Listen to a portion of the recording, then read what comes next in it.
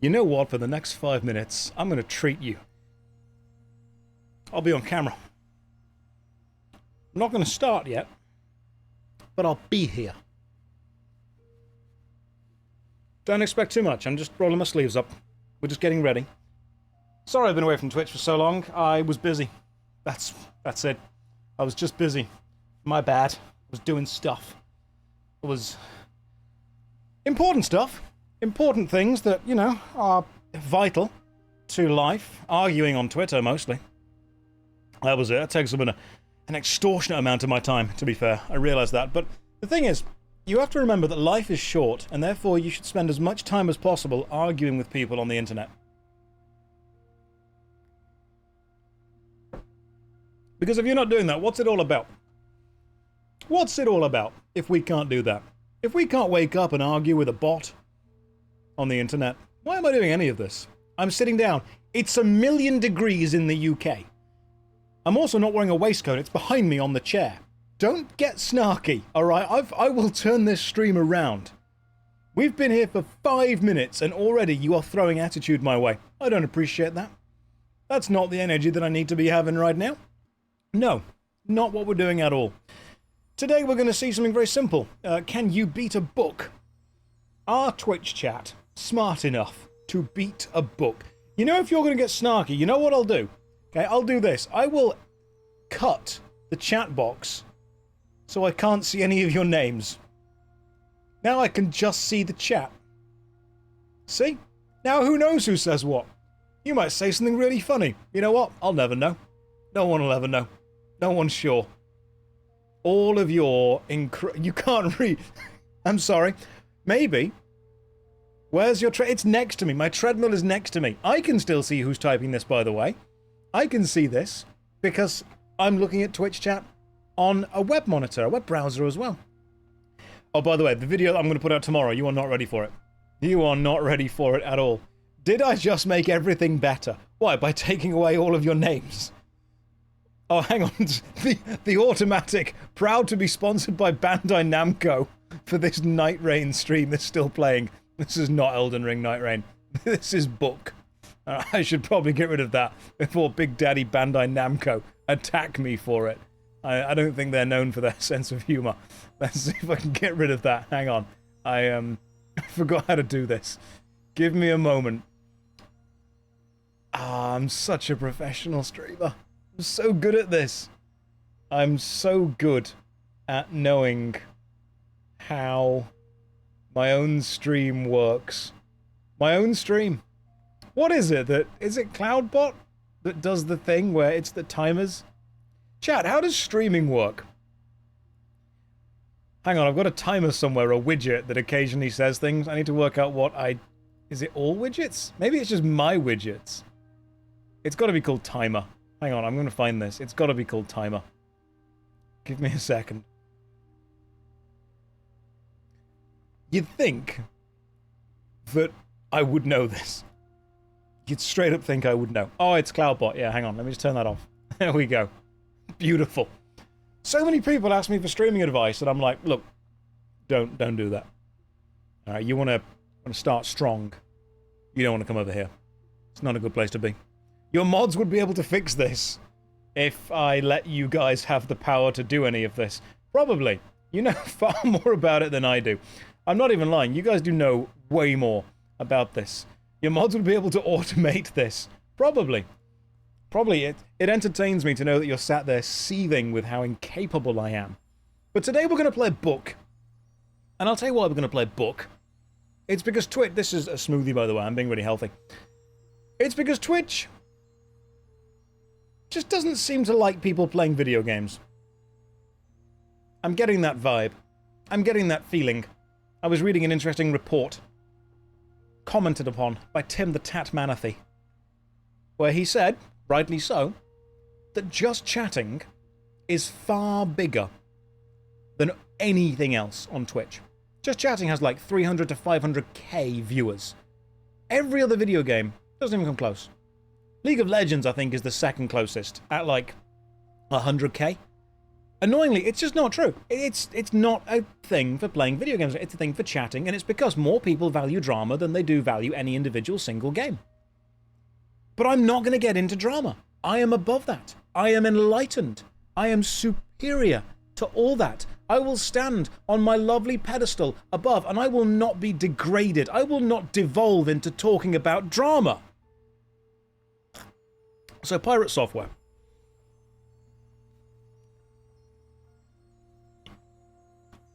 What happened with that whole thing? What's going on there, guys? What's happening? All right, no, I spoke to Pirate Software. I sent him a DM on Twitter. I refuse to call it X. I've got two important things to say about that. First of all, the internet is capable of generating more laser-focused hatred than almost anything we've seen in the past, in history. Yeah, there have been massive standing armies who have all had ideas of destruction against an ideal, but the fact that the internet has made it possible for millions of people to laser-focus hatred on a single individual it's a situation we've never seen before in history. It's insane. And what a lot of people don't understand is that the internet is full of very unhinged, very dangerous people. You may disagree with someone. You may dislike them. You may want to leave a mean comment. And to you, that's just one mean comment. Now, to someone who gets thousands a day, it mentally adds up. Mean comments do a tiny amount of psychic chip damage every single time you see them, but nothing heals that back. But even that can be survived. What you forget is the internet's full of unhinged people who are going to find your home address, who are going to find your number, who are going to bombard you, who are going to harass your family, who are going to send death threats, who are going to attempt to actually do that. It is horrific. So I need to make it very clear. I disagree with Pirate Software. I still think he deserves a level of safety, a level of respect, a level of civility, a level of basic human decency. I can disagree with his position strongly, while still not wanting harm to befall him, while still not wanting to see him mentally suffer. And some people, they focus on the revenge, the vindication, more than the actual achieving of an actual possible goal or being, a decent human being. So I messaged him afterwards and I said, look, you are my opponent in this specific intellectual battle, but you are not my enemy on a personal basis. I don't know enough about your life to want to hate you. And even if I did hate you, I wouldn't want to put any energy of mine into hating you. You forget that there are people who they will spend their entire life, they will spend their free time sending hate to people they don't like. To me, that's unconscionable. It's weird. If I have free time, I'm going to build and paint some Warhammer. I'm going to play some video games. I'm going to go back and rewrite more Expedition 33 fanfiction. I'm Verso, by the way. You didn't hear that.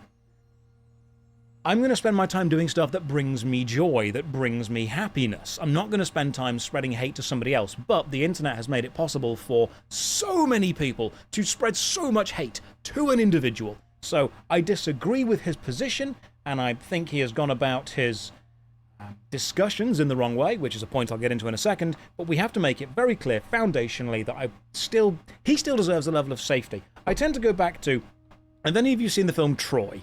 I like the film Troy. I understand that Troy is a dramatization of historical events, and it was nowhere near as accurate as, it's portraying it to be.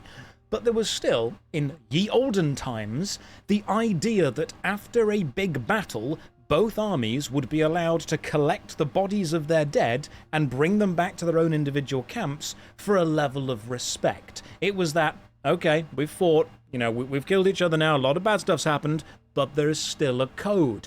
There's still a level of rules. There's still a standard that we all kind of abide by. So let's all have a level of respect for each other. Let's do that. That level of respect, that code is gone on the internet. It's absolutely, completely gone.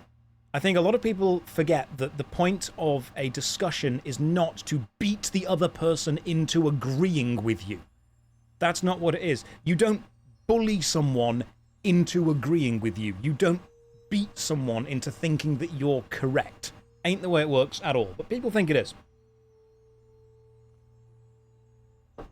And this brings up the final point that I'll bring up on this. Before we play a book.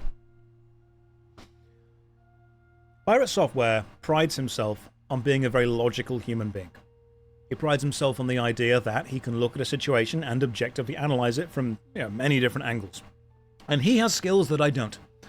I don't know the first thing about game development. I don't know the first thing about coding. To me, tricking a rock into thinking is magic. I have no idea how coding works at all. I won't even claim to. The closest I've ever got is I downloaded an old RPG Maker toolkit called Toolkit 2 years ago. And obviously I bought RPG Maker when it went on Steam sale for like £5 and then never used it because I can't do that and I'm not that clever. So he has skills and abilities that I absolutely do not have, and he prides himself on using these to logically follow through any kind of process to where he gets to. But this is skipping over probably the single most important thing that you need to remember when dealing with people. Human beings are not logical. We are not logical beings whatsoever. And ironically, Pirate proves this when, if pushed back, specifically about game development, he himself gets emotional. And that's totally okay. Human beings are emotional things. I get angry, I get annoyed, I get upset, I get really excited when stuff happens. And this is what I think a lot of logical people forget.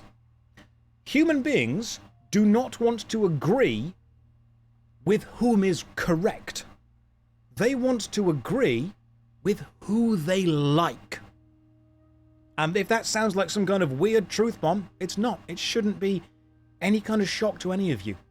If you are objectively correct, and be honest with yourself, if you are objectively correct but you are unlikable, people will disagree with you on principle against you. Not the process or the idea, that's probably correct, but you. That's what they'll disagree with. Have you, and I know I have you ever disagreed with something that you know is objectively correct because the person saying it just rubs you up the wrong way? You ever done that? I think we've all done that. I think we've all looked at someone and gone, you are correct, but I hate you. Therefore, I'm going to go against you. It makes it difficult. It makes it very, very difficult to agree with someone that you don't like. And here's that beautiful irony in logical human beings. Ask yourself what your actual end goal is. Is your end goal to achieve a certain objective? If it is, then logically, anything which helps you achieve that objective is a bonus, is a positive, is a thing you should probably do. If you achieve that objective quicker by being liked by lots of people and having them rally round you and support your cause, even if they disagree with the cause because they like you so bloody much, then surely, logically, you should spend your time making sure people like you. Because then you can go and do whatever you wanted, and then they will support you. That happens a lot. We've seen it all the time. So many people that we look at and do objectively wrong things, but people keep defending them and keep liking them because they like them.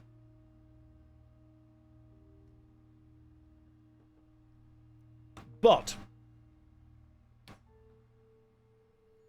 what happens when pride gets in the way? What happens when ego gets in the way? What happens when you are faced with a choice? On one hand, you can make people like you, but it will hurt your ego and hurt your pride. However, in the long term, it will probably help you achieve your goal because people like you. On the other hand,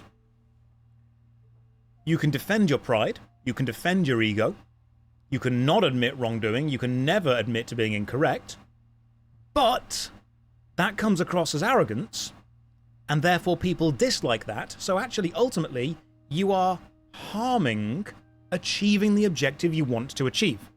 Hey Josh, your mic is making a weird sound when you talk. Yeah, I've got a massive, huge air conditioning unit going on. I'll turn that off in a minute, we'll see what happens. Let's see if the room's cold enough now.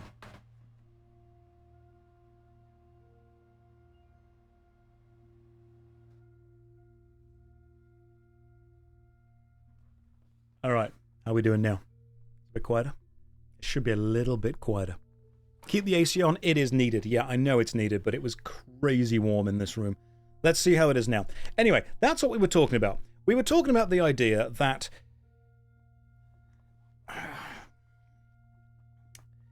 In order to achieve a certain objective, you need often allies, people to agree with you, people to support you.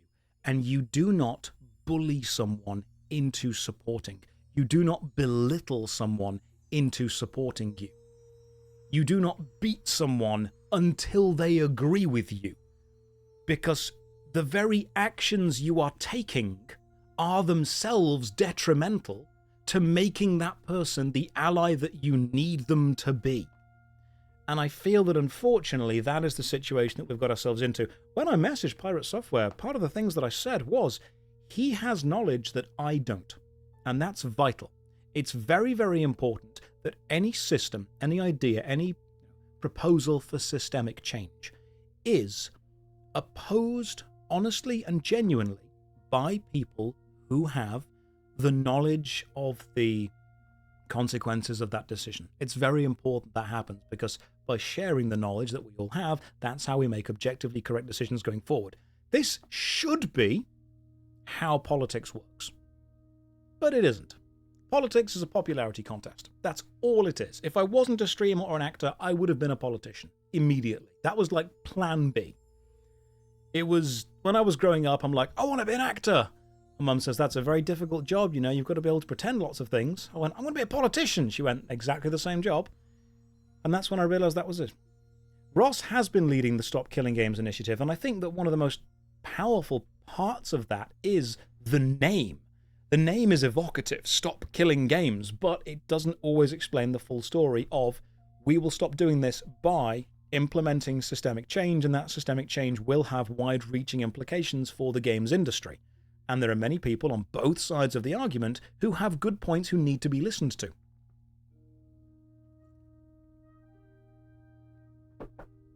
And it's very important that we do listen to those people, but what it's also remarkably important we remember is that once someone dislikes you as a human being, as a person, once someone hates you on a personal level, you've lost their support for your side of the argument. Even if they would agree with parts of it, they will push back because of you. I should be a politician. I will considering it. I really will consider it. But I find that playing a book is much more fun. We're going to sit down, we're going to play a book. Yeah, and people say, this is a very important thing to also remember. People said the death threats have been a huge turn-off in supporting Stop Killing Games. Let me explain something that's very, very obvious to lots of people, but some people still have a struggle with. There are a surprising, a shocking, a scary number of people out in the world who don't actually care about the objective of any given social movement, but they will hijack it as an excuse to be horrific human beings. They will hijack it as a smoke shield to send hatred to certain people. They will do something in the name of something else, because that way they feel that they are not responsible for their actions. They are doing it as the champion of whatever cause, as the avatar of whatever greater power than them. So when people are sending hatred from one side to the other, or from the other side back to the start, the people sending that hatred actually often don't care about the outcome of the initiative one way or another. They literally see it as a vehicle to deliver hate, because to them, that's the most important thing. They don't actually care about the outcome. They care that they can use that as an excuse to be a horrible human being. And when people say, I would support the initiative, but there have been people on both sides who have done horrible things, yeah, cool. We don't want those people either. Those people were never here to support the initiative. Those people just saw a large social movement, and using the anonymity of a crowd or the anonymity of online entertainment, used it to throw hatred to the other side. They're not achieving anything. They're not furthering their goal. They're not bettering themselves or others. They are doing awful things in the name of something that doesn't want them to take its name.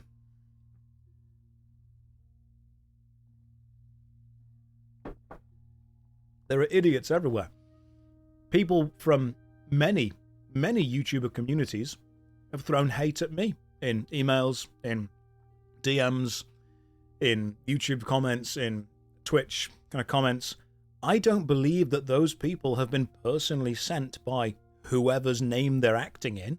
I don't think they've been personally organized by whichever larger streamer or larger content creator or organization. I think they're just a little bit unhinged, they're a little bit unsafe, they're a bit unwell, they've got a bit too enfranchised into one specific thing, and they think they are justified in doing horrific things in the name of said thing, as if it will gain them favor with said thing. And that is just, unfortunately, unwell. That's what it's mentally unwell. That's what it is. So when people say, I disagree with both things because there are awful people on both sides, yeah, there are, but neither side want those awful people. They're not a good. It's remarkably parasocial behavior. I've seen people do things in the name of something which should never have been done. The internet does reduce the difficulty in order to harass someone. So to loop this back to the start, I disagree with pirate software on an intellectual level based on what I think the outcome of Stop Killing Games will be. But I don't wish him harm. I think he deserves a level of safety, a level of civility. Many people have messaged me saying, but why on earth are you offering him this level of respect when he's done this and this and this and this and this? Guys, please remember, what you do reflects on you. What other people do reflects on them. How anyone chooses to treat the people around them shows their character. No one else's, just theirs. I think it's the right thing to do to reach out to someone and offer them a level of respect and a level of understanding and a level of connection, even if they are my opponent in this, because that is what I hope people would do for me. I would hope that I was dealing with someone in any conflict I have in life who would have that level of code, that level of civility. And if I want there to be more people like that in the world, I have to be one of them. So that's the way I did that. There can be a difficult slope to keeping games alive. Yeah, absolutely. It really is. And people ask specifically, this is about the Stop Killing Games initiative. The Stop Killing Games initiative as it is not finalized. Part of getting the signatures and getting it in front of the kind of European Commission is the process of finalizing it. Getting the people who have the deep systemic knowledge from both sides of the debate to sit down and say, right, how do we protect game developers without making it impossible to make games and make sure that people have access to the content and the goods that they've paid for and, hopefully, not destroy art? Because I'm coming at this from an MMO point of view. I've never spent that much time playing WildStar. I really wish I could. Now, there's a private server out there somewhere, but I don't want to get too involved in that because I don't trust them. If there was some kind of official way that I could at least walk around the world, that'd be really cool. I think it would be a real benefit if I could go back into Otherland, but I can't because it's just gone. I'm coming at this from a game preservation point of view as well. And people keep asking really specific questions. What about this? What about this? What about this? The point of getting the 1 million signatures is to get it in front of people who are able to hash out these answers so we can find answers for the fringe cases. You don't propose a law to Europe and they just say yes or no. You propose an idea for systemic change, and if enough people think the change is warranted and valuable, then people who have the ability to make it sit down and actually then discuss it, actually then talk about it. The movement can indeed spill over into books. What are examples of games getting killed that you guys miss? Let's be real though. So we can't go back and play Otherland. That's not playable anymore. I believe it was it Tony Hawk's Pro Skater 5 that only came with the disc that allowed you to download the data from the server, and the server's now offline, so you can't play that anymore. We've lost that. Lots of MMORPGs have unfortunately been lost to time that we can't go back on. Star Wars Galaxies is no longer playable at all. Otherland was a real shame. There's so many video games that are not archived online. Terra, that's gone. Some of the old Uncharted multiplayer things, they're not available anymore. The original Overwatch, WildStar's gone. And we don't expect companies to maintain these forever. We know they're going to eventually die. What we're saying is once they have gone, once they have died, can we pass on the code that they were in a way that allows the fans to continue living there, to experience it again? Art does not need to die. Art can be maintained, especially in a digital age where digital memory can be produced pretty quickly.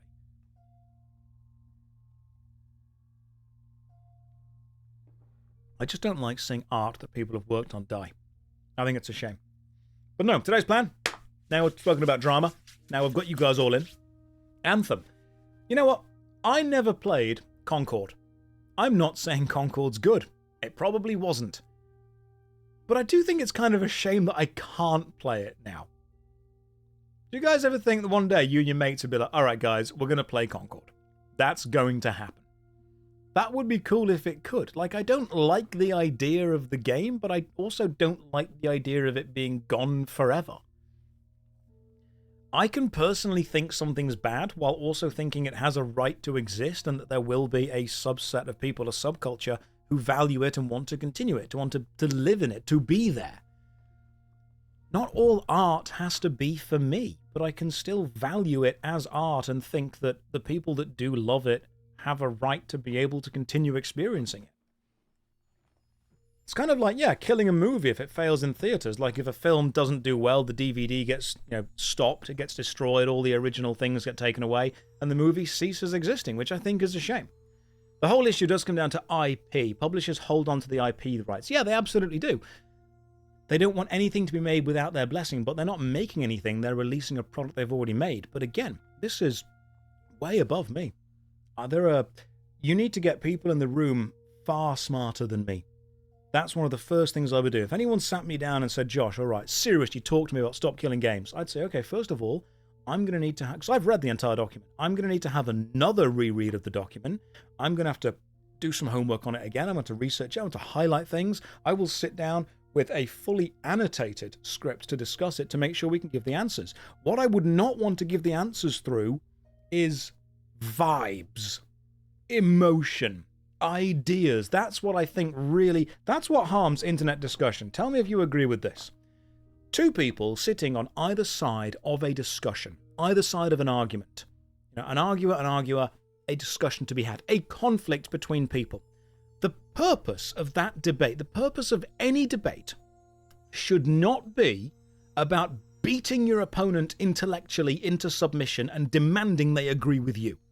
What it should be is a frank, honest, and genuine exchange of ideas with sources cited to find that balanced middle ground that exists somewhere between what both people believe. A good debate is not you against them. A good debate is us against truth. Us against lies. Us against reality. We can combine our own beliefs to find the balanced middle ground. That's what it should be. It should be an invitation to consider both sides. And one of the best ways I find to debate someone, if you're ever fully disagreeing, is to take on the challenge of arguing the other person's side. That's what I used to love doing in university. One of my favorite things was when I would say, I believe this and you believe this, but let's argue against each other from the other person's side, which forces you to research what benefits them and what harms you. And in doing that, you discover the weaknesses in your own beliefs and you discover the strengths in theirs. And then by taking the strengths of both sides, you can create a pretty damn powerful, agreed upon final position. However, enter the internet. Now it's just about beating the other person intellectually. Now it's about just straw-manning and making yourself look good to all your followers. Now it's about never admitting you're wrong because that's weakness and weakness is wrong. Now it's just about saying what I believe is correct. Objectively, it's the only way to do it. My opinion is better than yours. My team is better than yours and we're going to win. And anything you think is wrong. The internet has been absolutely catastrophically destructive for Socratic dialogue. It has been so damaging to the notion of debates at all.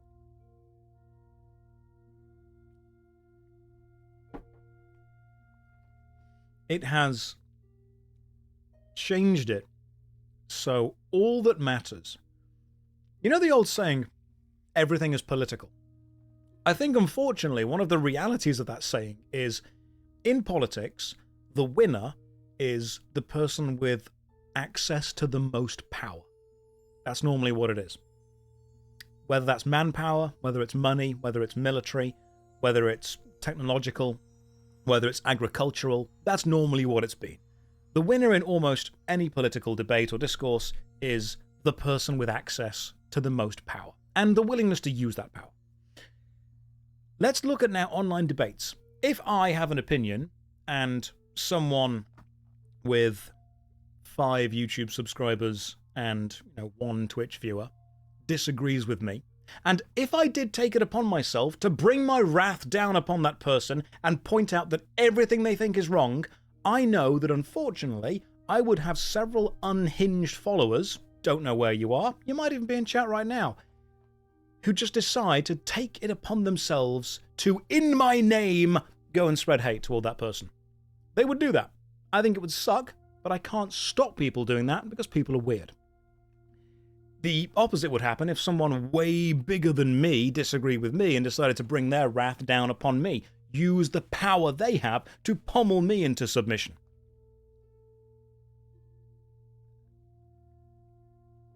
And this has done irreparable damage to online debates in general, because it is no longer about both sides following a code of conduct and being respectful of another.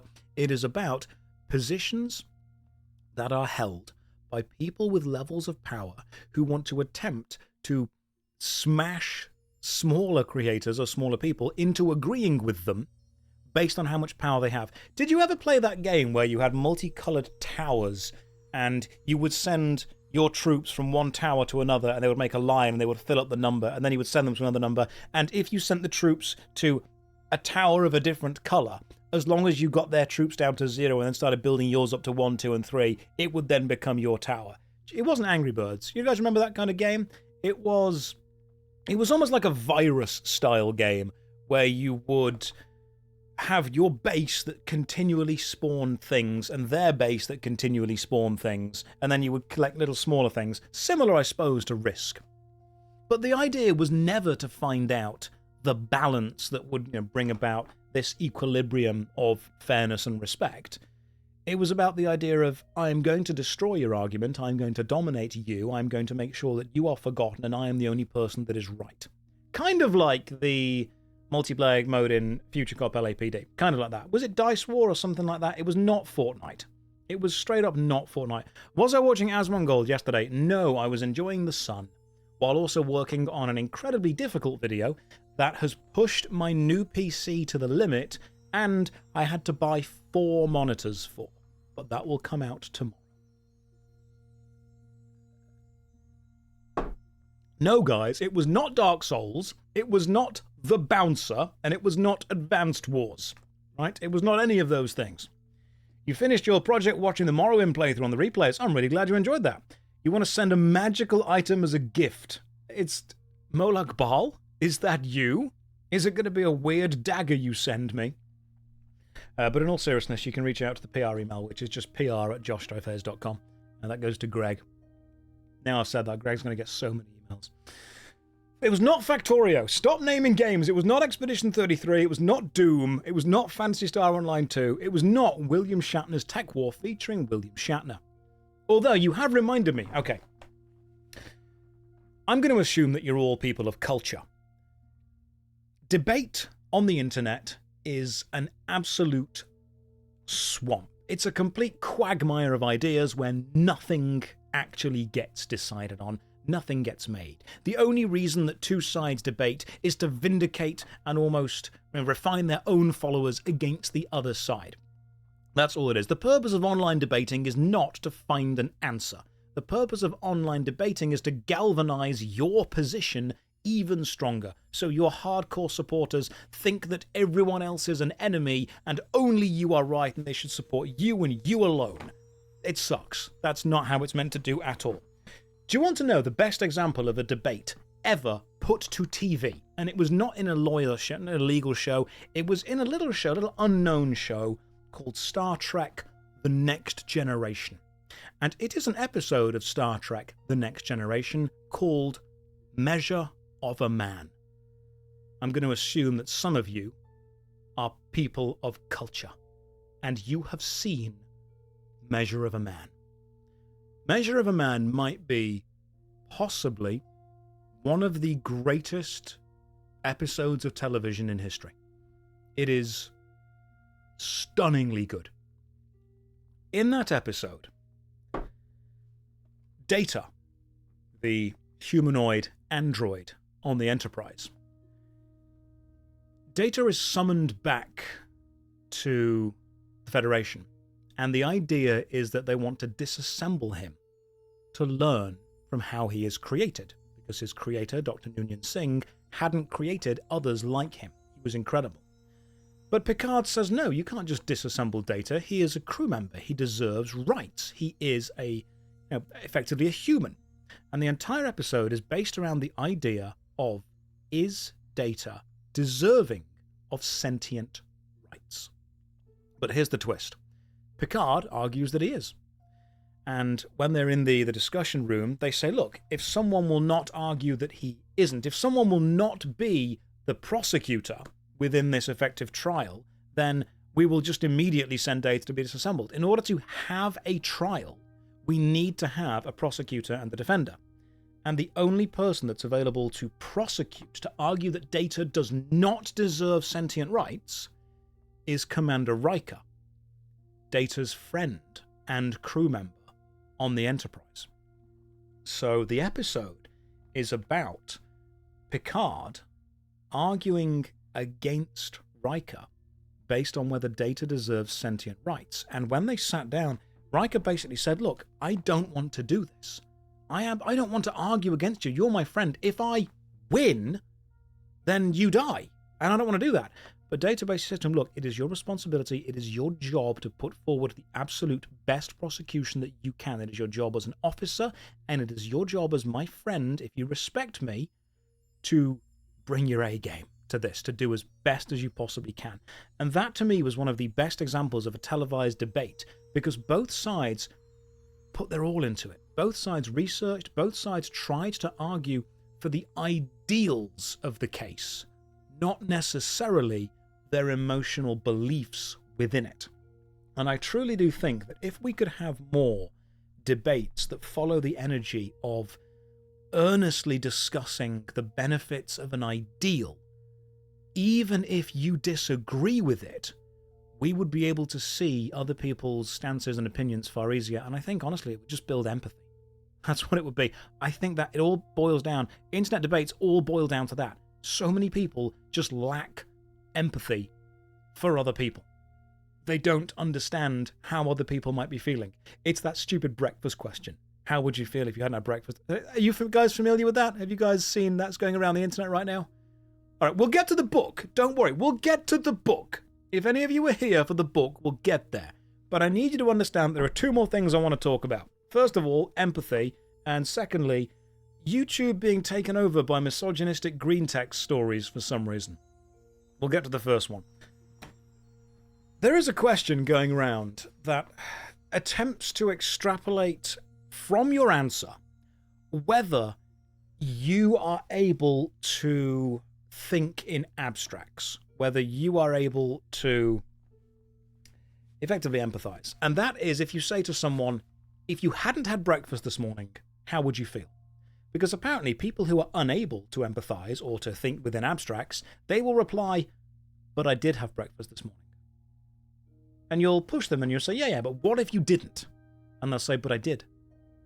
Yeah, but what if you didn't? But I did. The idea is they cannot comprehend of a world that is different to the one that they have created.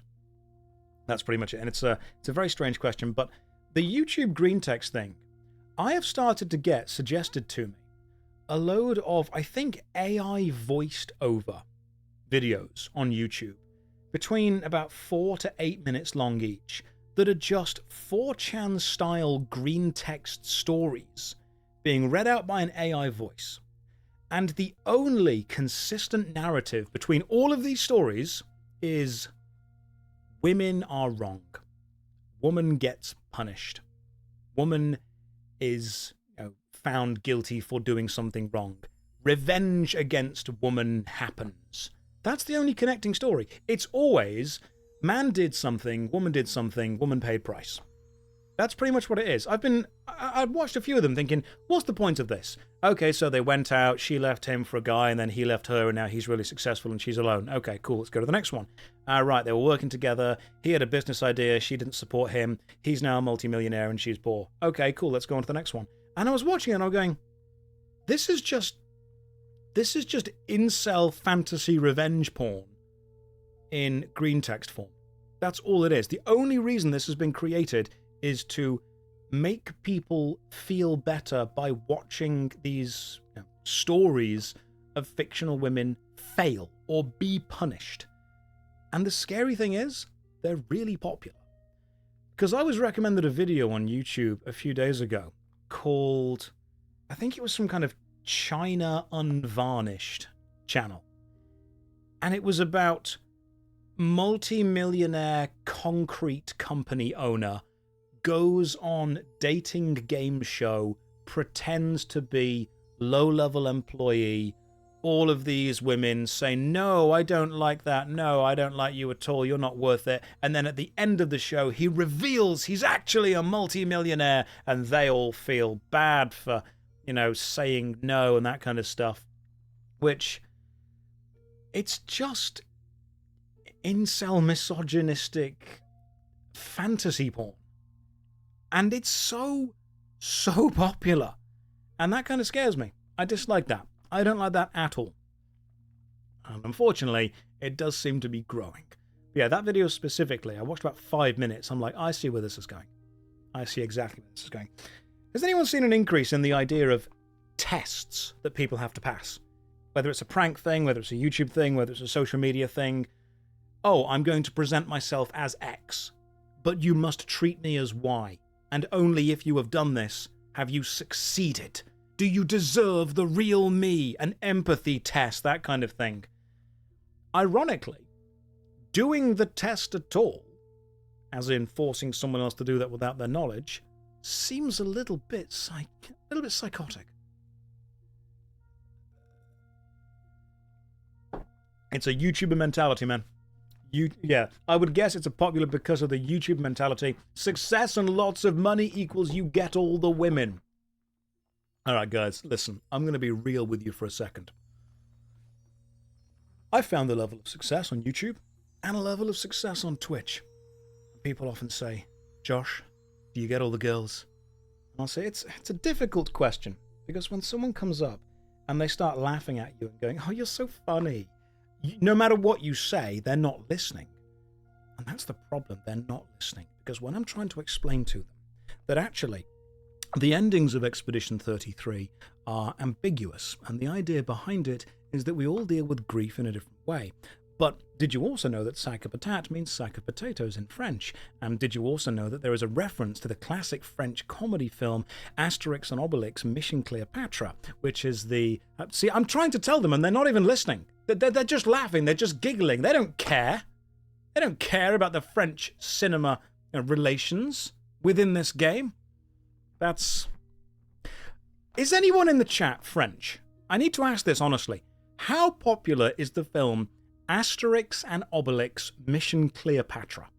Because apparently that's like a really famous French film. Very. Everyone's like very popular, super popular, everyone knows it. There is a reference to that film in Expedition 33, which by the way might be one of the greatest video games ever made. I'm Canadian, that's sort of French. Yeah, we still like you guys though. That's fine. The UK and Canada, we're kind of like... I'd say the UK and Canada are like distant cousins that we see each other like once or twice a year at some kind of family reunion, and we get on and we hang out and we have a good time, but then we make no effort to hang out beyond that. That's the vibes that I would say what it is. The UK and Canada get on quite well. I thought you didn't like the French. No, it's... Expedition 33 has done a lot of heavy lifting in UK-France relations. Yeah, omelette du gommage. That's now what we say.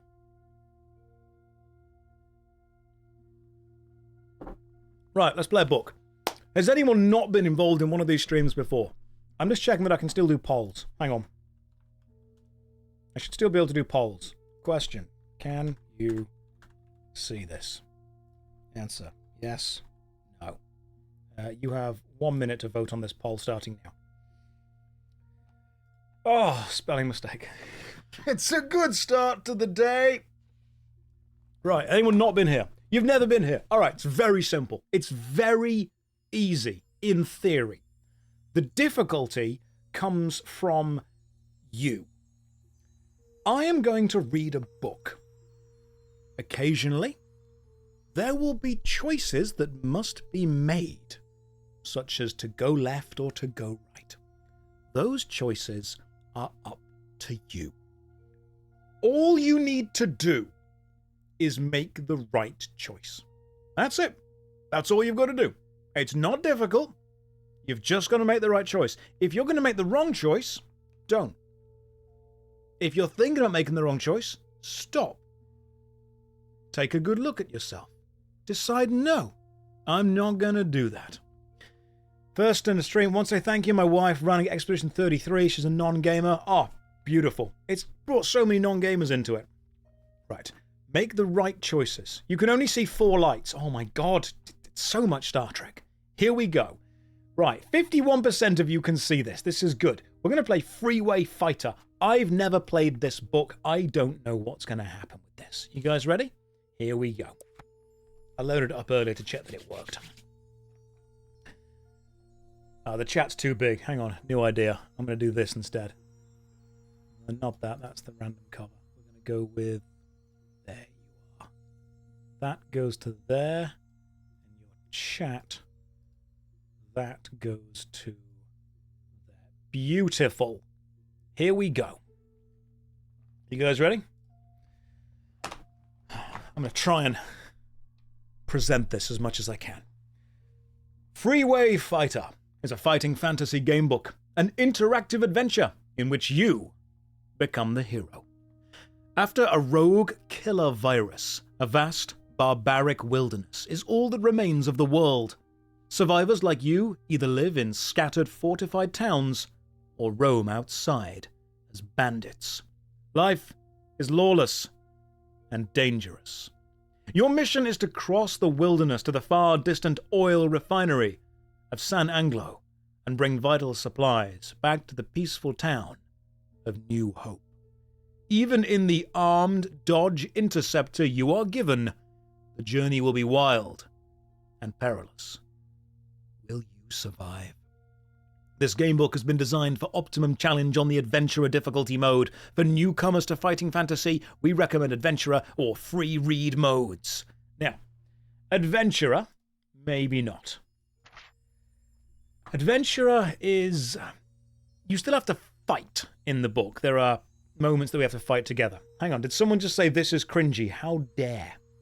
How dare? You missed the DVD logo.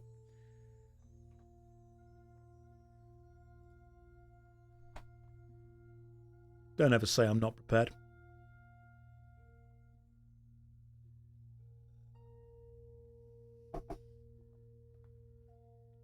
Look, I understand that like 90% of you are millennials. This is our Subway Surfers. This is our Family Guy in the corner. This is our cutting kinetic sand with a hot knife. This is our spending half an hour for some reason scrolling through either Instagram or YouTube Shorts, watching videos of third world countries producing some kind of industrial thing that you look at and go, that would never pass OSHA inspection. I have no idea how they've for some reason managed to mould that engine block out of sand and tin, but I don't think it's got the tensile strength required to be installed into anything. Why will I sit and watch someone make something in some kind of, Indian shop that is just made out of sand, recycled rubber, and low-quality metal? I'll do that. I'll sit for hours and watch someone create something like that. I'll think, oh my god, I'm glad they're wearing their safety sandals. That's what I'll watch. Safety squints and safety sandals. That's how you know you're safe. Oh my god. The computer screensaver that was a maze loved that. Oh, no, hang on. I meant to turn the DVD logo off, and I turned the chat box off instead. You know what? It's better this way. We're going to carry on. Free Read. Play Freeway Fighter like an old-school cheater. Free Read is the same setup as Adventure Mode, but it's different in that it gives you 3 options to easily negotiate your way through the book. Back button should you take the wrong thing, free choice, and heal me. You know what? No. We'll go with regular adventurer. That's what we'll do. Fine, chat will come back. Chat is back. You are back and you are welcome. Here we go. The DVD logo is too much. You guys don't deserve that. You'll get that if you vote nicely. You have chosen the adventure. We'll do this in David Attenborough if you behave. If you behave. You have chosen the adventurer difficulty mode. Before continuing, you must calculate your initial stamina. Your stamina score is a measure of your physical fitness and constitution. The higher your stamina score, the longer you will be able to survive. You must roll 2 dice and add 24 to the number rolled. This is then entered in the stamina box on your adventurer sheet. Stamina will go up and down during your journey, but if your stamina falls to 0, you'll die, and your adventure is over. If your stamina is getting low, remember to use your medkit. Roll your starting stamina. Statistically, the number we were gonna get. It's a 7. 31 stamina. Beautiful. Determine your skill. Skill is used for fighting. Higher number is better. Nailed it. Oh, this is great. A skill of 6. I'm giving you the strongest possible opening you could have. Don't mess this up. Don't mess this up. Here we go. Luck. We want the highest possible luck. We are skillful, but are we lucky? Kind of. Yeah, I'll take 5. That's a good luck score right there.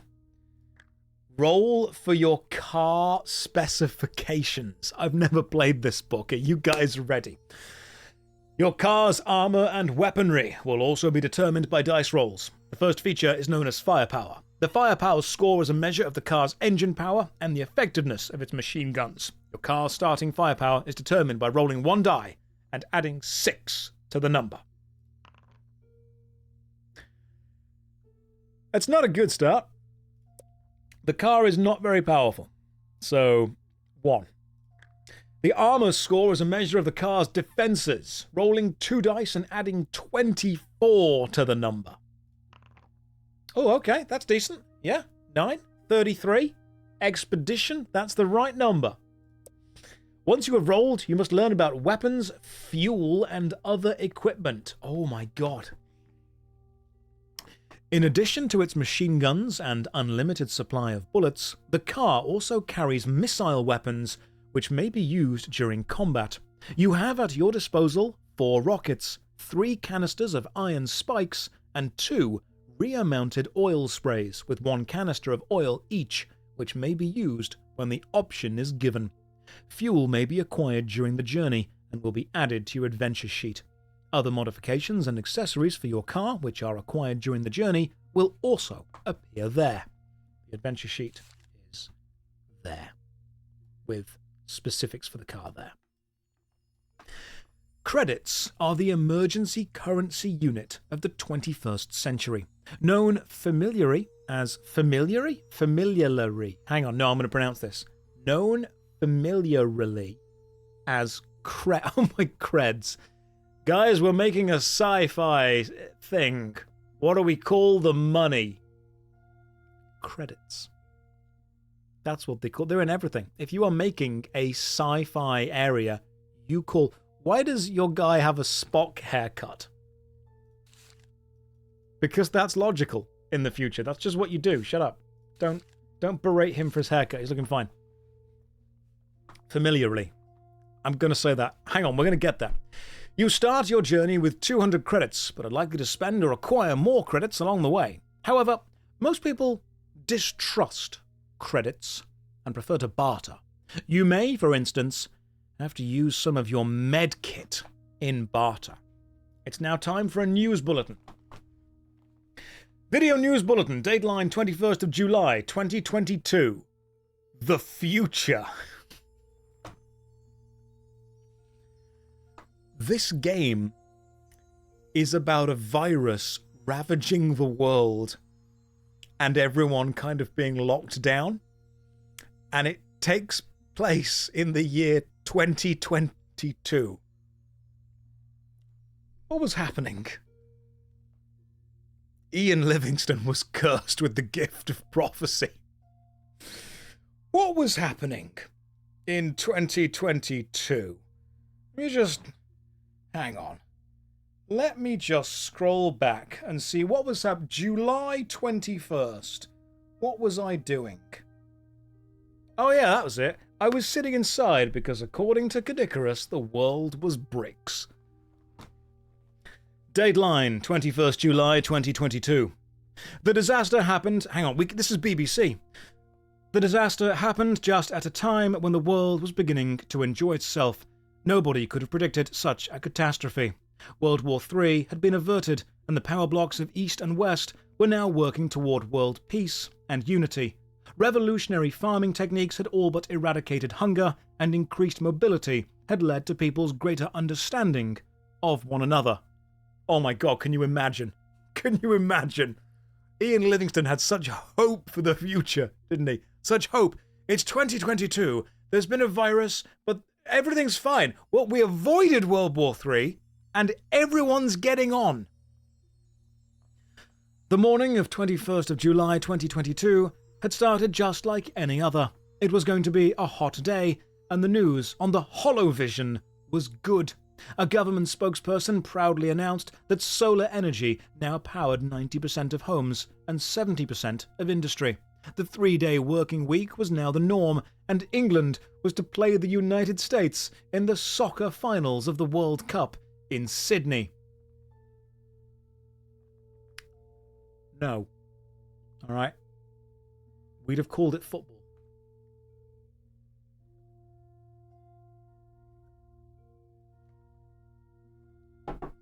However, there were only hours to go before the beginnings of the collapse of civilization.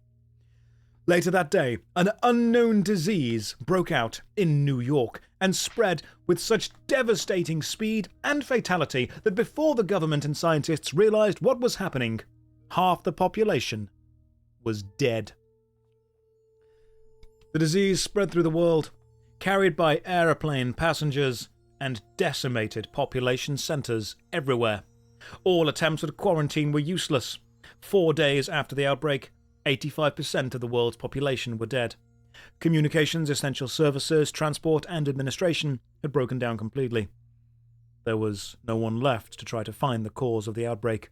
It might have been a mutated virus, or some lethal germ unknowingly released from a chemical warfare laboratory. It was mere speculation, and nobody really cared, as survival was the top priority. The speed at which civilization fell into ruins was frightening. Most survivors didn't know why they still lived, and didn't know how to go on living. Brute force becomes the law. Riots, looting, destruction, and drunkenness were commonplace. People would even kill for a can of beans. Large cities were soon abandoned due to lack of food and risk of disease. It's pretty cheery so far, isn't it? It's pretty good. I mean, he's been pretty much bang on the money. It's not...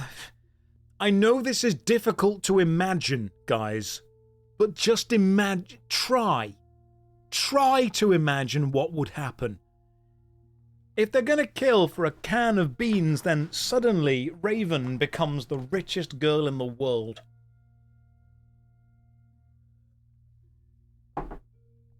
That's a very specific reference to a very specific streamer.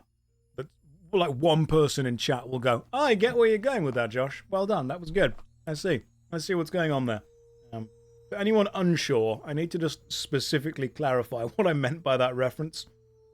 Give me a sec. I'm going to find the exact... Yeah, Raven Alternative. That's the one on Instagram. Raven Alternative donates beans.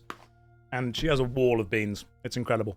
She is the queen of beans. There we go. So right in this world, she is now in charge. That works. 85% of chat is unsure. Some of you knew. Some of you are men of culture. I've met Raven. She's lovely. 6 months after the disaster, there remained two kinds of people. Those who wanted order again, and those who revelled in the disorder. The former grouped themselves into small towns and built defences around them. Inside, they appointed leaders and began the task of self-sufficiency. These fortress towns became the homes of the military, farmers, doctors, and people concerned with the rebuilding of civilization. The other group lived a wild and brutal existence outside. They were the new barbarians, roaming the land in cycle or car gangs. Now, I know that means motorcycle, but cycle in the UK means push bike, cycle bike. So it's less intimidating if you're walking around the wasteland and then you hear over the horizon the sound of a playing card between the spokes of a wheel, just, and then a ring as they get some sick air, jumping at least 3 inches off the curb as they pull the handlebars back and then they wheelie on over to you. They terrorized or wiped out any small pockets of civilization they came across. You are one of the lucky survivors, living in a fortress town which has been named New Hope. You are working on the design of an early warning system to protect the town when you hear a knock at your door. It is 2 members of the town council, and they look very excited. They tell you their radio has just picked up a message from a fortified oil refinery near San Anglo in the south. The people there are willing to exchange 10,000 litres of petrol for grain and seeds to improve their food production. The inhabitants of New Hope could certainly use the petrol for generators and agricultural machinery. Being offered 10,000 litres of this rare commodity is too good an opportunity to miss, especially as there are surplus stocks of grain and seed. The council have agreed to the deal and are now looking for somebody to undertake the journey to San Anglo and deliver the sacks and drive the petrol tanker back to New Hope. It will be a long and dangerous journey through lawless country. The 2 men tell you that they think you are the best trained person to undertake such a mission and ask if you would like to volunteer. They tell you that a Dodge Interceptor will be prepared for the journey. It will be fitted with machine guns, radio, roof-mounted rocket launcher, ram bars, loudspeaker, and various defenses, including real oil spray, tire shredding spikes, armor plating, and bulletproof windows. You do not need convincing, as the benefit to New Hope will be enormous. This pioneer journey might be the start of the link between the new societies trying to bring about civilization, if you succeed. You tell them you will do the job and begin your preparations immediately. Are we all ready, guys? We all good? We all prepared for this? Because some of you, when I said you are the best man for the job, some of you had less than stellar responses. Some of you straight away said no, you weren't the best man for the job. Look, I'll let you in on a secret. Most people can't tell the difference between genius and confidence. So if you don't think you're a genius, just act confident, and other people will. I just got here, I'm as ready as I can be. That's the attitude we need. You have no idea what's going on, but you walk into the room, you're like, I'll do it. You didn't even know that, any kind of proposal has been made. You just walk into every room and say, I'll do it. Until eventually, you time it right, and one room actually required someone to say, we need someone to do something. This is perfect. Alright, you're driving. I walk into the room with you, so I'm confident. Oh, this is beautiful. Alright, Q, you got this. Over the next 2 days, you supervise the modifications to the Interceptor. When it is finally ready, it looks like a battle car. You check it one last time to ensure that the weapons work and that all of your equipment has been packed away in the various compartments. You run through your checklist.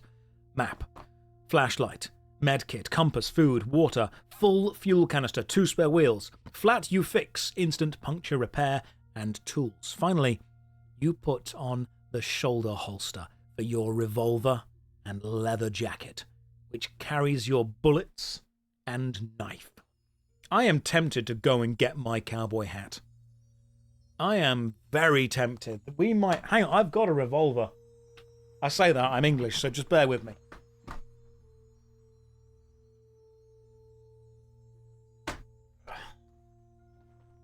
Right.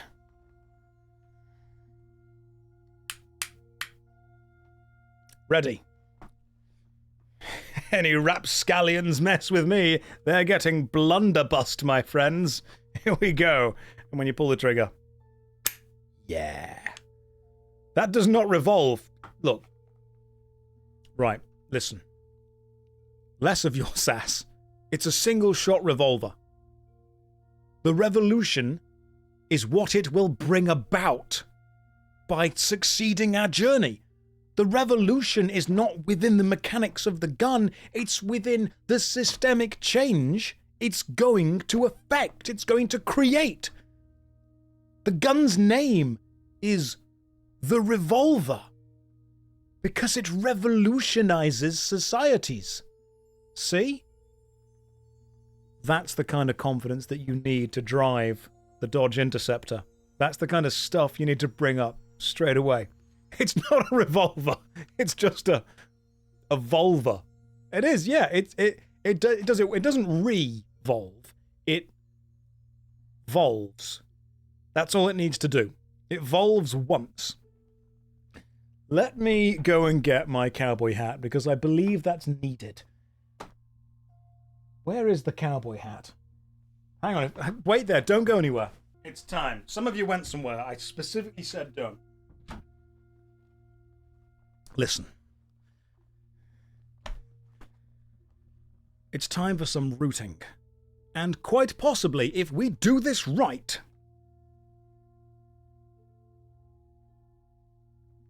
some tooting. Here we go. Satisfied that you are ready, you climb it. Maybe we can do this in a cowboy accent as well.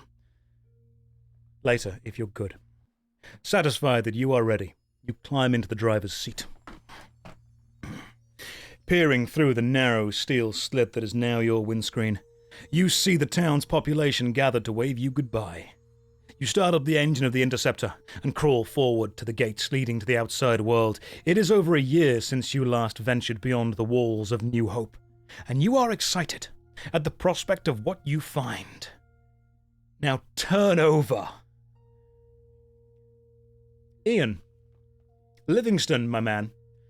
I'm going to assume you meant turn the page. Because, look, the story's good, but you've not earned that. Not yet. Right? Let me make a couple of choices first, Ian. My goodness, buy me dinner.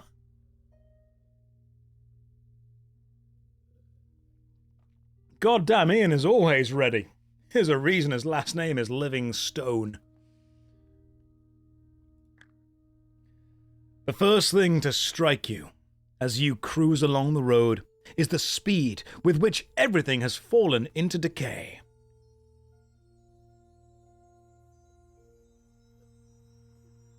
My mind is innocent. I don't understand what you mean. Good, Dippy Goose, keep it that way. Keep it that. Stay off the internet. Go outside. Here we go. The post-apocalypse is just harsh like that. There's no time for whining and dining. You hadn't realized how much maintenance was needed to support civilization. All around, buildings are falling into ruin. Abandoned cars litter the road in rusted disarray. Grass and weeds have grown rampant everywhere, with nobody to hold them back. And packs of dogs and other wild animals roam freely. You stop at a small town some 15 kilometers from New Hope and switch off your engine. Suddenly, it is deathly silent, apart from the eerie howl of a dog somewhere down the street. You are tempted to get out of the car to explore, but realize that this is an unnecessary risk. You are about to start your engine again when suddenly the sound of a shotgun breaks the silence. Do we get out of the car to investigate? Or do we drive out of the town? And if you've never been in one of these streams before, this is where you make a choice. Do we investigate the sound or drive away? You have 1 minute to vote, starting right now. Chat, you do have a mission. Do we investigate the sound of the shotgun or do we drive away? Not our problem. All we've got to do is get these seeds to that oil refinery and then drive that petrol tanker back. That's all we've got to do. But are we just a curious little guy? Are we an inquisitive little fellow? Are we able to forget this? Or are we able to investigate? What do we do? I don't know what we had to do, so yeah. Norb's like, I don't know what's going on, guys, but I'm going to follow whatever you want to do. But you're the best leader so far. So far, you have admitted that you don't know what's going on. Yeah. We're going with seeds, and we're going with grain. We're going with food. We are delivering food and being paid in petrol. Very Mad Max kind of thing going on right now. 52% of you want to investigate the sound. You run across the road and press yourself against the wall of the building, half expecting another shot to ring out. Your heart beats fast as you creep forward, slowly, to the corner of the building and look around. There is nobody in sight down the narrow street. You take one step around the corner, and then a voice shouts, "Okay, that's far enough. One more step and you'll be full of holes." Where are you from? If you reply that you are from New Hope, turn to 274. Or do you reply that you are a lone road warrior, living nowhere in particular? Ooh, guys. Right, we've been held at gunpoint. We don't know. We haven't seen them. But what do? You're starting to lose faith in chat. Don't you worry, you've got chances. This town might not indeed be big enough. I can't help but think that the majority of cowboy disputes would have been solved had town planners simply made their towns bigger.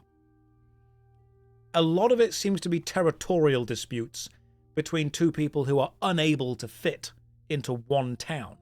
But if they had a bigger town, then they could have both fit. Maybe even two towns next to each other. Where do we say we're from? Do we say we're from New Hope? Or do we say we are a lone road warrior? You have 1 minute to vote starting now. One step around the corner and a voice shouts out, "Okay, that's far enough. One more step and you'll be full of holes." Where are you from? I wonder what happens if we get 50-50? We'll cross that bridge when we come to it. That'll happen. What do we do? I've not got the emulator on this new PC yet, so we can't play the bouncer. We're not playing the bouncer if we get 50-50. Oh god, you guys are so close. Read Expedition 33 fanfic. Write Expedition 33 fanfic. Possibly. Right, it's remarkably close to 50-50, but I need you to not do that. It'll be Devil May Cry 2. Oh, I could make you watch that. That could work. I've got that on Steam. Yeah, that could happen. One person saved it. If you voted for "We are from New Hope," you created this. Right, let's say we're from New Hope. A man suddenly appears out of a doorway and walks toward you with this shotgun pointed at you. He looks at you sternly and says, "That's where I'm heading. Been cycling for over a week, since my station wagon was ambushed, and my wife and son were killed. Stopped here to get some cans of food from a supermarket back there, when some crazy dogs attacked me. Shot one of them, and the others ran off. My name's Johnson. Pleased to meet you." He puts down his shotgun and extends his hand for you to shake. He tells you that he is a builder by trade, and asks how much further it is to New Hope, and whether he is likely to be let in. You reply that it is only another 15 kilometers. His chances are good. They need skilled people. You also tell him about your mission, and he warns you not to stop at Joe's garage, which is 8 kilometers out of town. They ain't got no petrol. They just rob people who stop there. You thank Johnson for the advice, wish him luck, and walk back to your interceptor. Its powerful engine roars into life when you turn the ignition key, and you screech off once again. So we now know that we do not stop at Joe's garage. Don't do it. Let's reconsider that. In light of new evidence that has just been presented, I would like us to not be so hasty in the decision we might be about to make. You are soon out of town, zigzagging around wrecked cars and fallen trees along the road. Further ahead, you can see that the road joins the main highway south. There is a small filling station at the junction, named Joe's Garage. You stop, as you are intrigued by the hot rod parked around the side, looking clean and in running condition. A young woman suddenly comes out of the office, wearing a t-shirt and blue jeans. She smiles and says, "Hi, can I help you?" Do we talk to her? Or do we drive up onto the highway? Now, bear in mind, guys, we know that she will rob us. But are we ready to have our heart broken again? Let's find out. You guys. I hear what you're saying. And I hear what you're saying, Josh, but there is a woman giving us attention at the garage. I hear that too. I'm on your side. I get it. Now, I understand that to many people, especially denizens of the internet, an attractive woman giving them attention is completely worth dying for. However, we do have a mission. We have a mission. Do we? Now, the correct answer is we don't talk to her. Do we talk to her? Or do we do not talk to her? You have 1 minute to vote, starting right now. We are effectively on a humanitarian aid mission. We can't be distracted. No distractions, son. No distractions. Focused. Guess do we do not? Do we talk to her? Or do we do not talk to her? Hang on. Yeah, do we? I've realized that when you read that in the answer I've put, it does read, do we talk to her or do we do not talk to her? I get that. Some of you are saying we do not talk to her. You guys are focused on the mission. I like this. Your mission is literally to deliver the seed. Look, Vlad, I understand that using pedantics and semantics, we could effectively return to New Hope and say, in a way, I've done that. In another, more accurate way, everyone at the oil field is going to die and we have no petrol. Or so I got robbed.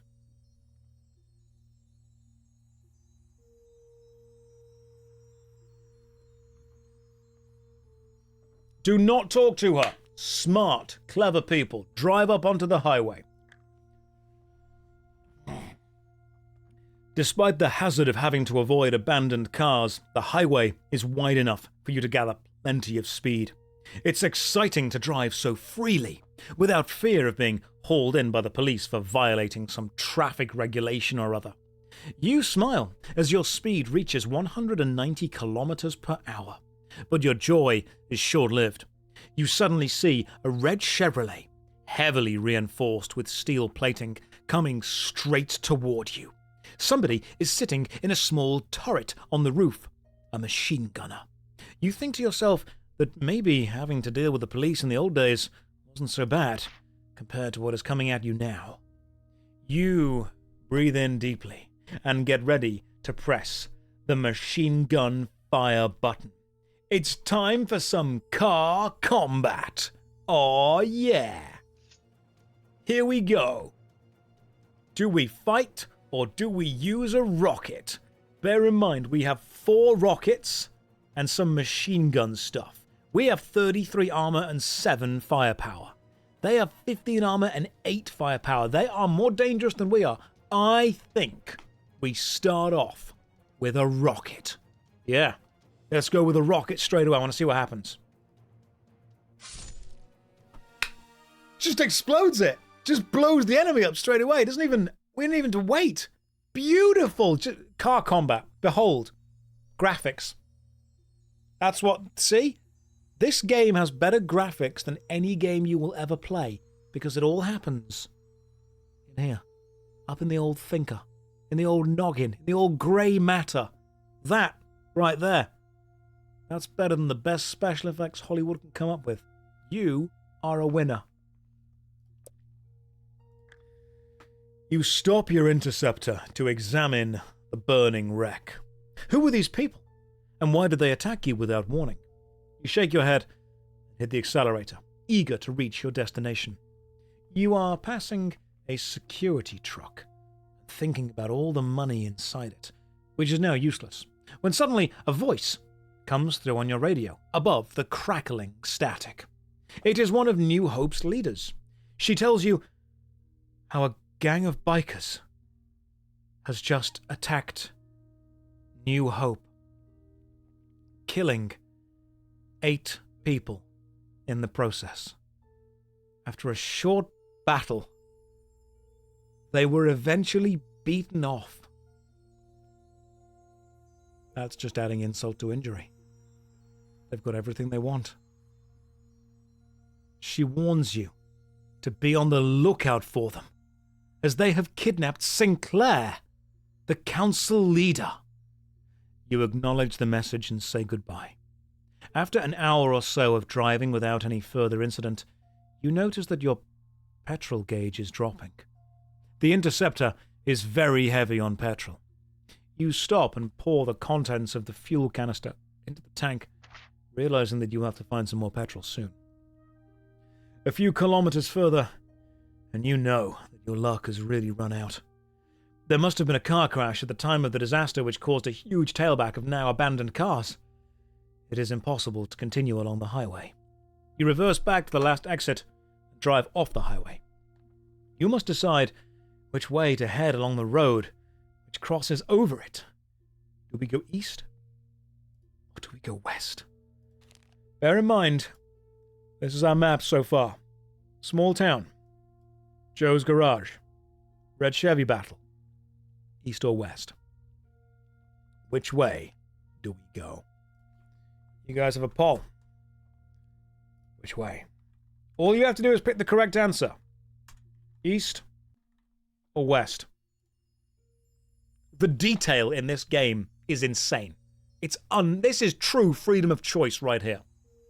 People are always like, oh, I wish the game gave you free freedom. This is it. This is the freedom that you want. And no, we can't go northwest. You're not allowed. It's against the law. I've checked. I talked to the map people. They said, no, that's not a real direction, Josh. Stop contacting us. If we could drive into the sunset straight then, yeah, that'd be great. We could do that. What do we do? Where do we go from here? A great philosopher once said, where do we go now? Where do we go now? Ooh, where do we go now? Wise words from a wise man, a wise philosopher. Why are you 50-50ing this? If you're 50-50, we just shoot ourselves. That's what happens. Oh my god, thank god, one person said west. One person. We're going west. We're going to drive west. The road heads quickly west. You are able to travel along it quicker, as it is relatively free of obstacles. However, your easy drive is short-lived. The road comes to a river, which it used to cross, but the drawbridge, which spans the river, is partly open, stopping you from crossing it. You judge that if you drive over it at about 180 kilometers per hour, the momentum should carry the interceptor across the gap to the far side, but then again, it might not. Do we try and jump the bridge, or do we turn around and drive east?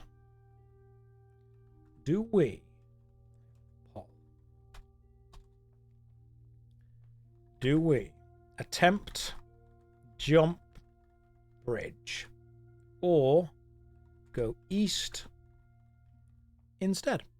You have 1 minute to vote starting right now. Do we attempt to jump over? That is some very ad hoc physics. Yeah, that's why we're the best man for the job. That's why our village chose us. Because nobody else could get out the car, look at a bridge and go, that's a 180-kilometer jump, that is. Or it isn't. That's basically what we said. If we drive really fast, we might or might not make that. You know what? That is objectively correct in every scenario. It's about how you look at it. The old Dimitri Martin joke. You can see a sign that says, bridge may be icy. That sign is always true. It is, however, a little bit negative. So we could switch it to, bridge probably not icy. Bridge may be fine. There we go. It might be, but it might not be. My favourite sign was always falling rocks. I'm like, what am I going to do with that information? How do I use that? Right, let's go. Attempt to jump the bridge. We're going to drive across the bridge. You reverse your car to give yourself a long enough run up to the bridge. You tense slightly, and the adrenaline starts to flow through your veins. The engine roars as you pump the accelerator. Then you suddenly release the clutch and screech away toward the bridge. You hit the bridge at 120 kilometers per hour, and you watch the dial rise to 130 as the front wheels leave the ground. Roll 2 dice. Now we want to roll low. 11. Thankfully, we are remarkably skillful and still pass the skill check because we have very high skill. Our skill is 12. That was lucky right there. That was, wow. That was confidence right there. That's what it is. That's confidence. The wheels slam down on the far side of the bridge, and you have to struggle with the steering wheel to keep the interceptor going in a straight line. You are across the bridge, but traveling at high speed toward an overturned truck. Roll 2 dice and test your skill. Yeah, easy peasy. That, I believe, takes our skill. Oh no, skill's still 12. Beautiful.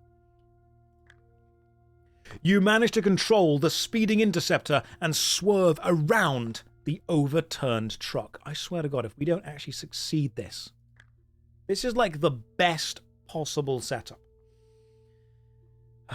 You drive off the bridge, heading west again. You soon come to a T-junction, which offers you a choice of roads.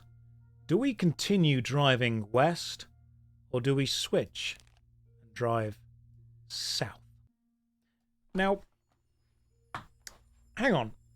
This must mean that south is up in this map. Normally north is up, that's just the way it goes. But the fact that we've gone west and we've gone to the right means that that's south, that's west, and this is north. So do we continue going west, or do we switch and go south? The map is never accurate. I mean, I think it was... We're in Australia. Good point. Everything's upside down. That works. Question.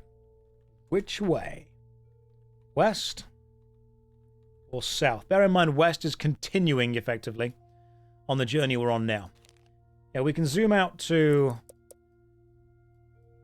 Yeah, we have a long way to go. We're down here. And remember, it's not just about reaching whatever's up here. It's about reaching here in the correct order with the correct items. We have jumped over the bridge. We have just about swerved to avoid that truck. And do we go continuing west? Or do we switch and go south? Let's have a look how the vote's going. The vote is perfectly balanced at 52 people each. 53 for west. Okay, someone's voted west. Yeah, west is pulling away. Here we go. We've probably missed an item at Joe's garage. No, we didn't. We're good. We're totally fine. Nothing was at Joe's garage. Don't worry about that. We are ahead of that.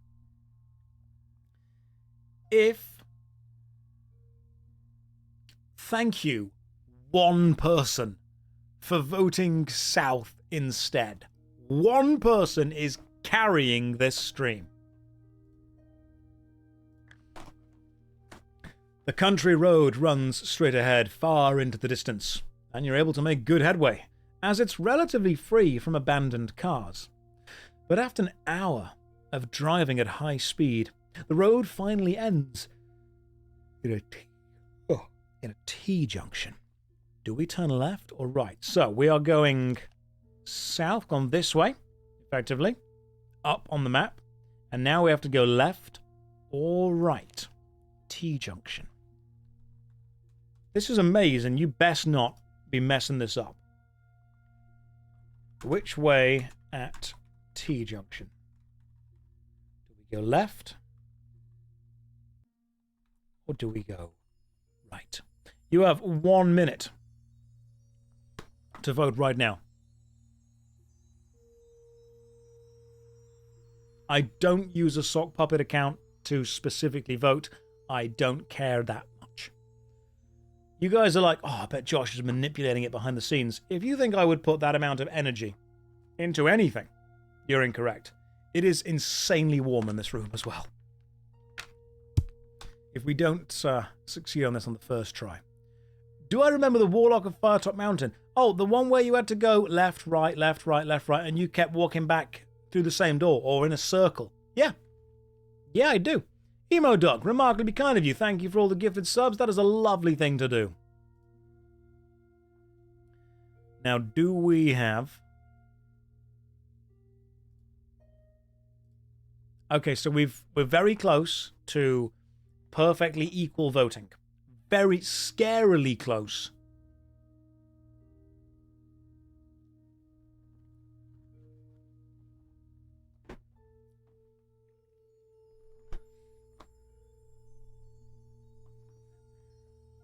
Unable to make a decision on what to do, you turn neither left nor right, drive straight ahead at full speed, hit a tree, and die.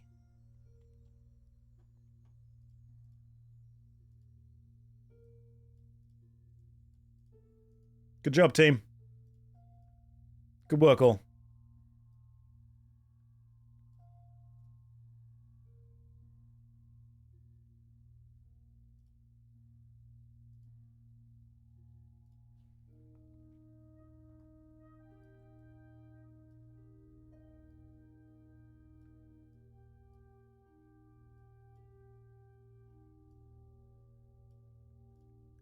And I'm free. I'm free. It's Jova. It's all over now, guys. Where do we go from here? What do we do? What's happening? That was a fast one. I can't play the bouncer. I don't have the emulator on this PC. I mean, I can are we in trouble? Yeah, sit in the corner and think about what you've done. Fine. You know what? We need to nominate one person who can be trusted in the chat. I'm going to choose one if you're in the chat right now and you can be trusted, just say me. Excellent. Let's have a look. Me. Hang on. First time chat. Very first time chat by Kona DC. Kona, this is the first thing you've ever said in the chat. I trust you implicitly. Are we going left or right? Kona, type left or right.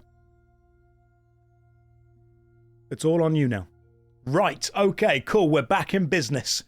We are back in business. You know what? I can't be bothered to turn the green screen filter on. We're going... Did you say right? You said right. We're going right. Let's just double check you out. You definitely did say right. I think you did say right, didn't you? Chat's moving very quickly. Yeah, I'm sure you said right.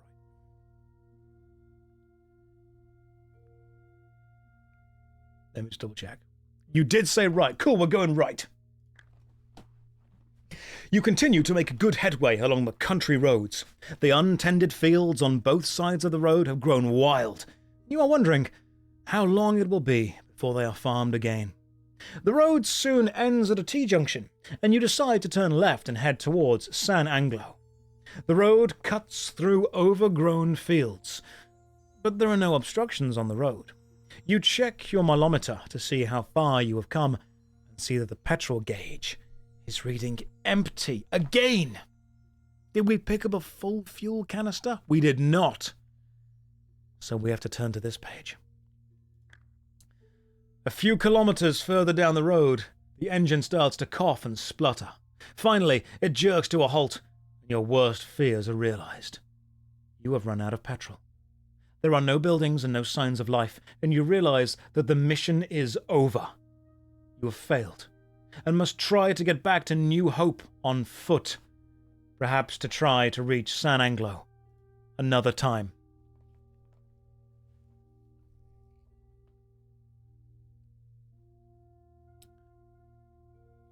Kona, do you have something to say for yourself?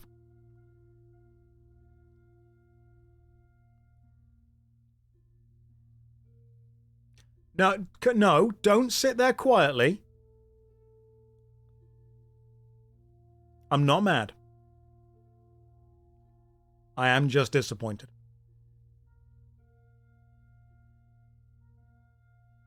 Kona, I will keep this entire class behind. Wait, what happened? Kona's not even paying attention. They're like, Josh, you're a Twitch stream on in the background of my life. I don't know what's going on. I don't care. I'm not actually watching this. It's just playing in the background. I'm not engaging with the content, Josh. It's just happening while I live the rest of my life, which is more important. Kona, we died. We straight up died. Okay, we're going to go back. We're not trusting Kona again. That's not happening. Let's try again. You know what? New plan. We're choosing one person. We're choosing one champion to get us through this. We're playing adventurer mode. Stamina. No. That's better. I can click to re-roll the dice. Skill. We had 12 skill. No. No. No. Fine. 8. Can I roll the dice? No. Luck. Okay, 5 is fine. We'll go with that. This is not good. Car specifications. Firepower. I'm not doing 1. 6! Yes, we'll take 12 firepower. That's amazing. Armor. Give us a big...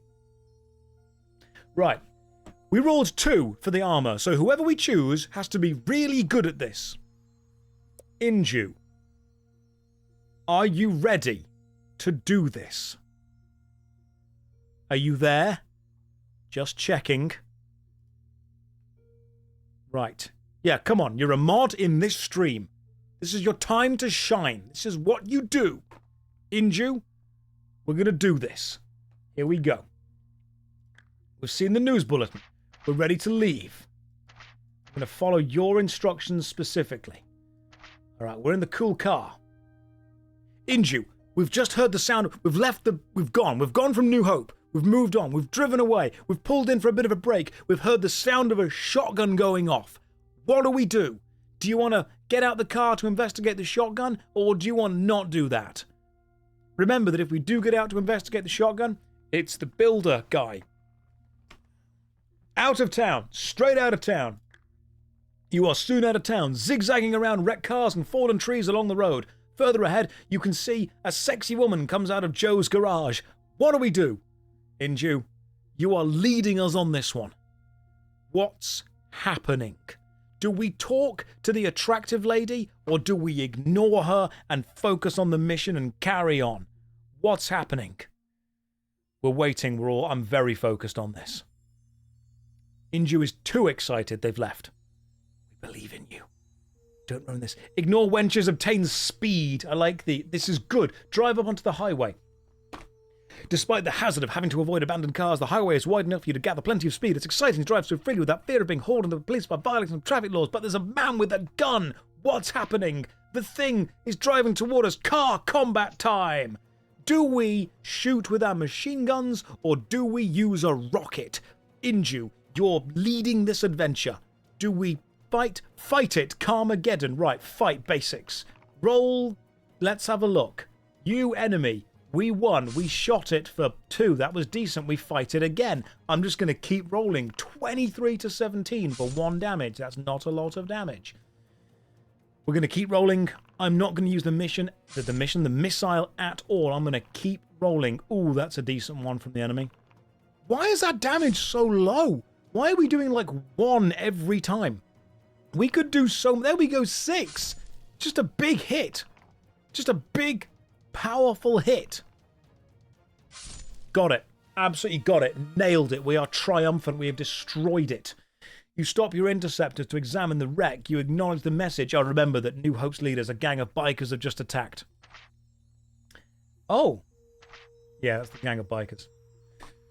A few kilometers further, your luck has run out. There must have been a car crash at the time. It's impossible to continue. You must decide. Do we head east or west? Remember that west gets us to the thing that we need to jump over. Inju was already on it. We're going east. And now we're in new territory. You pass an ambulance parked off the road to your right, but see no signs of life. Do we stop to investigate the ambulance? Or do we keep driving more east? Inju's like, I don't care what's in the ambulance, we're going east again. You flash past a road sign which shows a turning to the south immediately ahead. Do we drive south? Or do we just keep cruising past it? What do we do? There's a sign that says, turn south, more east. Inju has got the one-track mind. Keep going east. The road is open and wrecked cars are an infrequent hazard.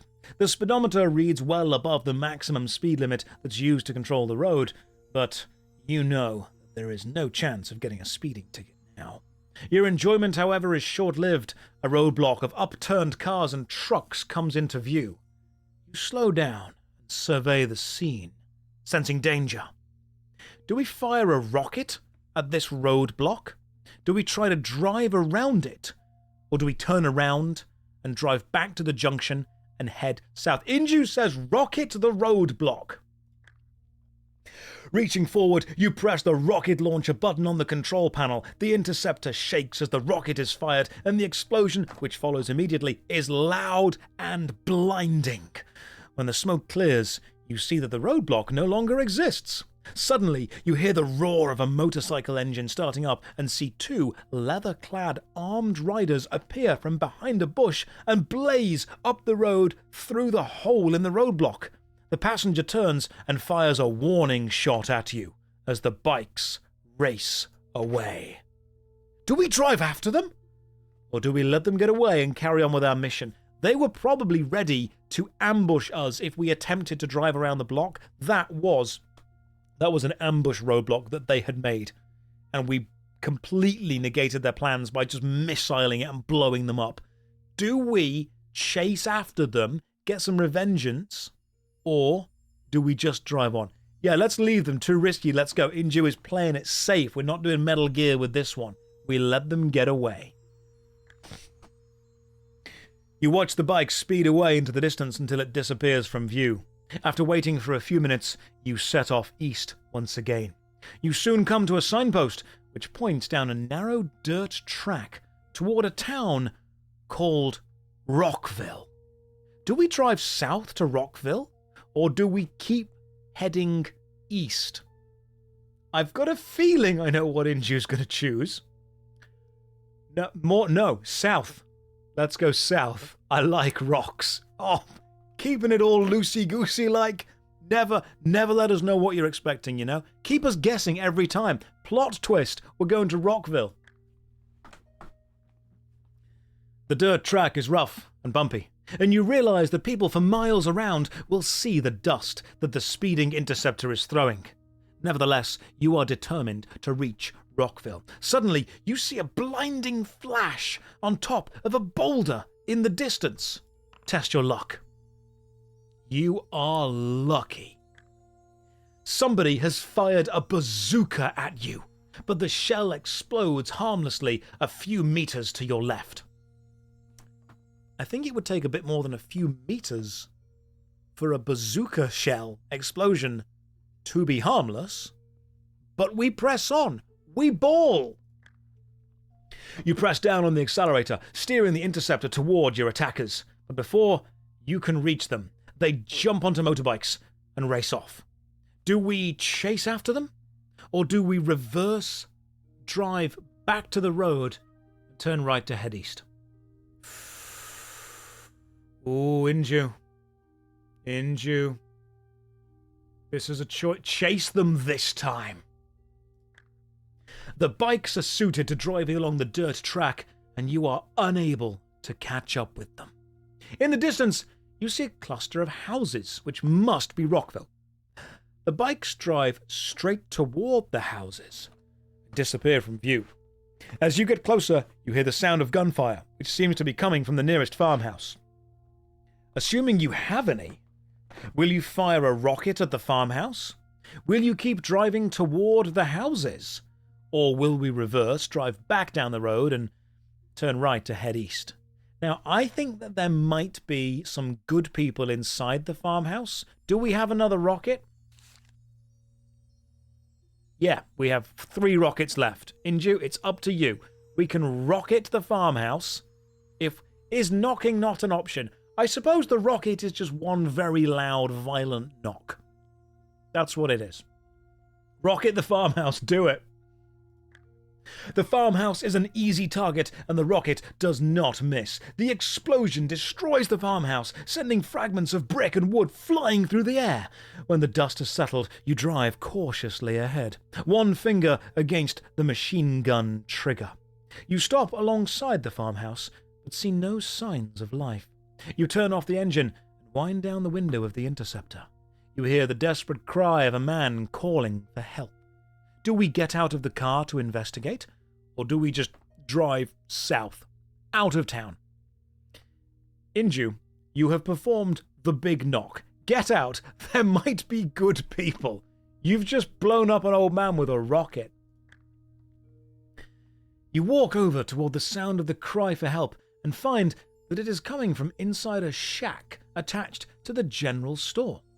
You ask who is inside the shack. It's Sinclair, New Hope's council leader. You search around and find an iron bar to prise open the lock on the door. Soon, Sinclair is free. You gain 1 luck point. Sinclair tells you about the raid on New Hope and his kidnapping. He asks you to radio to New Hope and tell them that he will return by motorbike as soon as possible. There are 2 bikes parked in front of the general store, of which he chooses the old Harley Davidson. Thanking you for your help, he waves goodbye and roars off north. Do we search the general store? Do we search the nearest house? Or do we just drive off south? What's going on, Inju?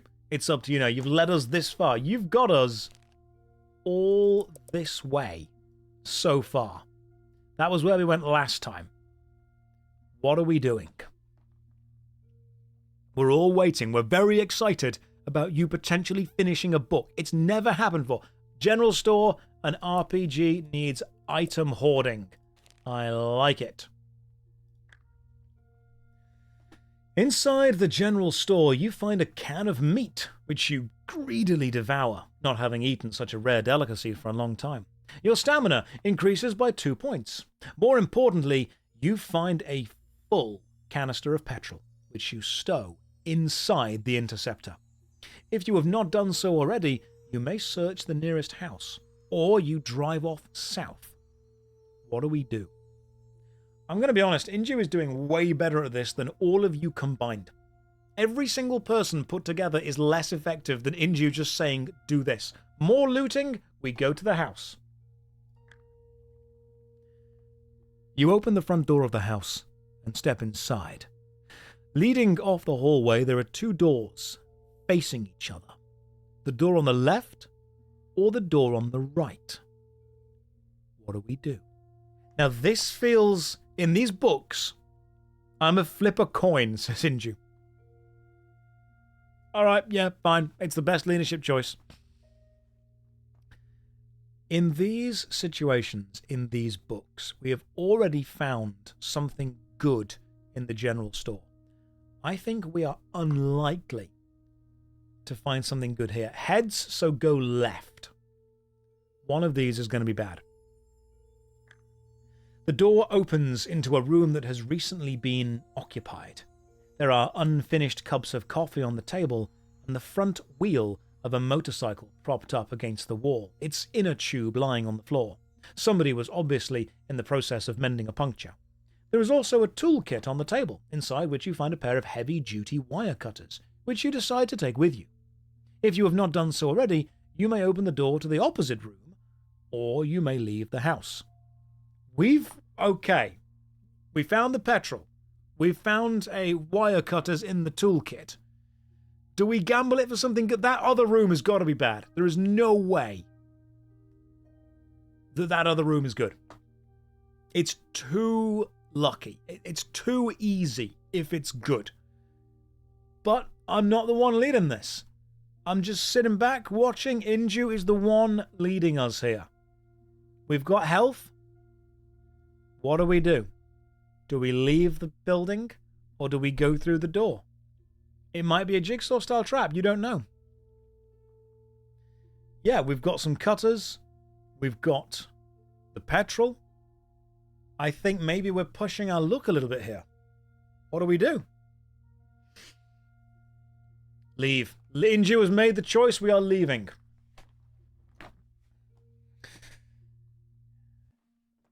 There is nothing else to do. We may leave. The dirt track twists and turns through the open countryside, but at last you come to a T-junction, where the dirt track is crossed by a good road. You look down it both ways, but do not see any vehicles or signs of life. Do we go east or west? So, this is where we are now.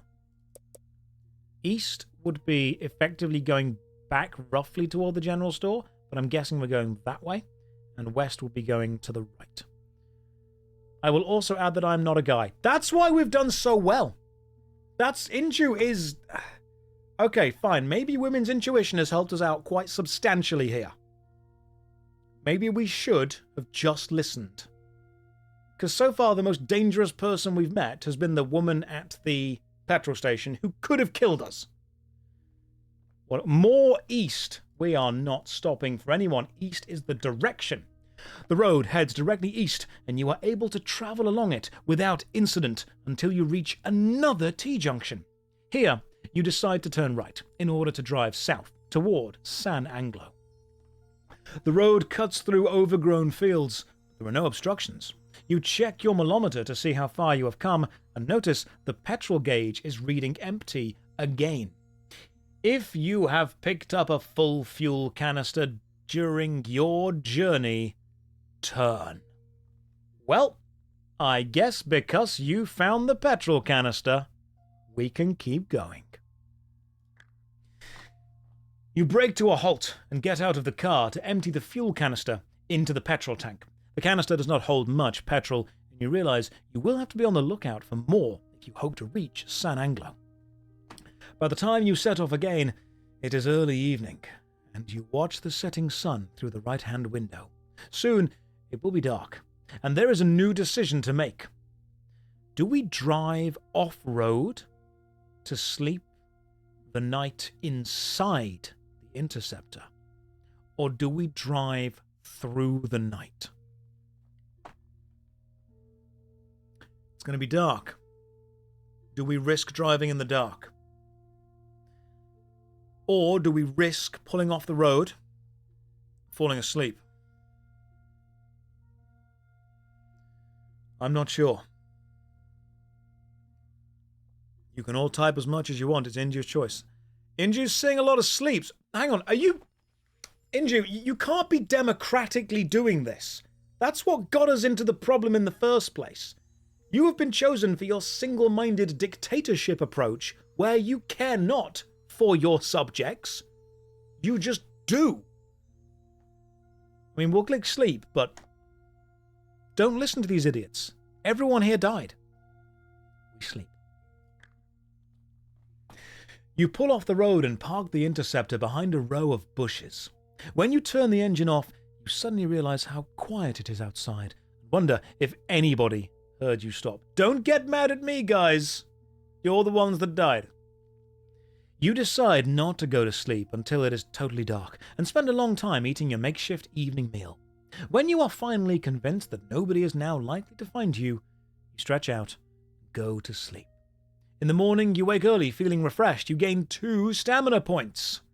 You waste no time, drive back on the road, heading south. Just as you are beginning to enjoy the freedom of the open road in the early morning light, you are suddenly startled by the sight in your rearview mirror of a vehicle closing up on you. It is an armoured car, and you see a jet of flame flash from its gun barrel as a shell is fired at you. It explodes to your left, rocking the car, but you are able to keep control. Do you drop an iron spike? Do you release an oil spray?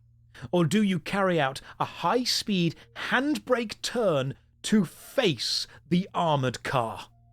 And then I assume either machine gun or rocket it.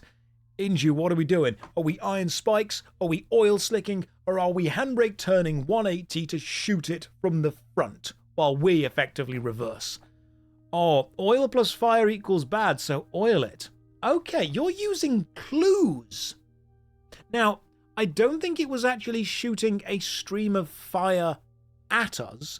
I think that it was a kind of burst of sparks and flame as the shell is fired at us from either its machine gun or its rocket launcher.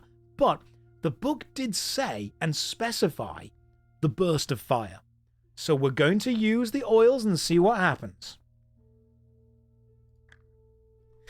You lean forward and press the button on the dashboard, which releases the oil spray. The armoured car drives straight over the oil slick, and you watch with amusement as the driver struggles to control the skidding vehicle. We roll a dice. We rolled a 4. The driver is unable to control the skidding armoured car, and it runs off the road into a ditch. You smile and accelerate away, leaving behind the immobilised vehicle. As the morning wears on, it becomes very hot, and you notice a change in the vegetation the further south you travel. The overgrown fields turning into scrubland, and it won't be long before you are driving across the desert. A few miles further down the road, you arrive at a major junction. Do we turn right to head west, or do we keep driving south? So far, I don't want to say that Inju has been right, but so far she has been right with every choice we've made. What's the map look like now? Oh my god! It looks like this. So, small town, avoided Joe's garage, blew the red Chevy up, chose to go east or west, went west. But then we turned south on the road, blew through the roadblock. We reached the Rockville signpost, avoided the bazooka, got to Rockville, blew up the farmhouse, met Sinclair, looted the general store for petrol, looted the house for some wire cutters, continued going west, found the armoured car, which we got rid of an oil slick, and now we are here. South to go up. Let's keep driving south. You approach a railway bridge that you must pass under, but do not see the laughing man on top of it. A stone pillar teeters on the edge of the parapet, held from falling by the man. As he sees you drive toward the bridge, he giggles like a child and releases the pillar. It crashes down onto the road directly in front of the interceptor. Roll 2 dice. You deftly pass the skill check. You swerve sharply to the left, narrowly missing the stone pillar, and pass under the bridge.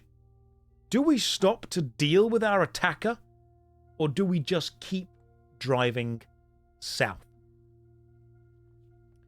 We have managed to avoid another ambush. But this ambush doesn't come across as one that was, fully planned. He's not got a weapon, not got a bazooka. What do? Do we get out of our car in order to go and deal with him, kill him, loot him maybe? Or do we just drive on? The question is, how dangerous is this guy going to be to deal with face to face? Bear in mind, he did just attempt to drop a big rock on us. Inju is the driver now. You are the wheelman. More south. He did a crazy laugh. We are going to keep driving south. It is not long before the green vegetation gives way to more barren terrain, with tufts of dry grass dotted on top of the stony, brown earth. You are soon at a major intersection on the edge of the desert.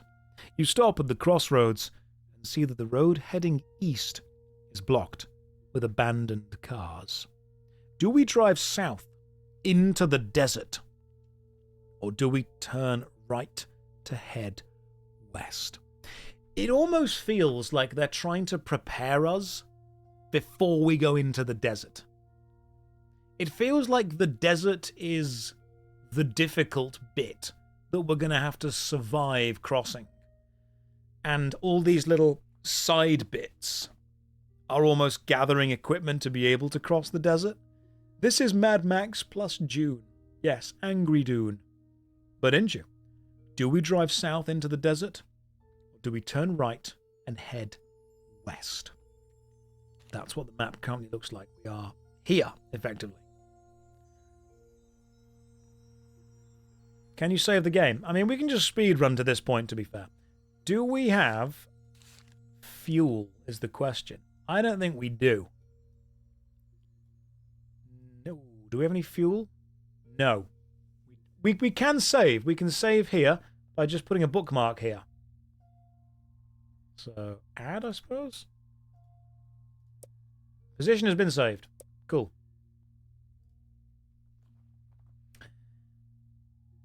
So we have a map, a flashlight, some wire cutters, water, compass, and tools. We have a revolver, knife, and an iron bar. We have 10 medkits, 200 credits. We have some knowledge of things. Sinclair has been kidnapped. Sinclair has been rescued. The biker gang attacked. Sinclair has asked you to radio New Hope and tell them he'll return by motorbike. Did we do that? We didn't do that, did we? We didn't do that. Sinclair has asked you to radio to New Hope and tell them he'll return by bike. We haven't found a radio. I am wondering if the radio was in the other room in the house that we left. We did save him, but he might get shot because we haven't warned. Don't say that. Inju. Okay, we're going to make a choice. We've got to make a choice. Are we driving south into the desert, or are we turning right to head west? What are we doing? Because we can't sit here. The best decision is the right one. The second best decision is the wrong one. West. You drive along the edge of the desert for about 80 kilometers until the road ends at a T-junction. You decide to turn left and head south into the desert towards San Angelo. Sorry, Inju, we're going into the desert. There's no choice now.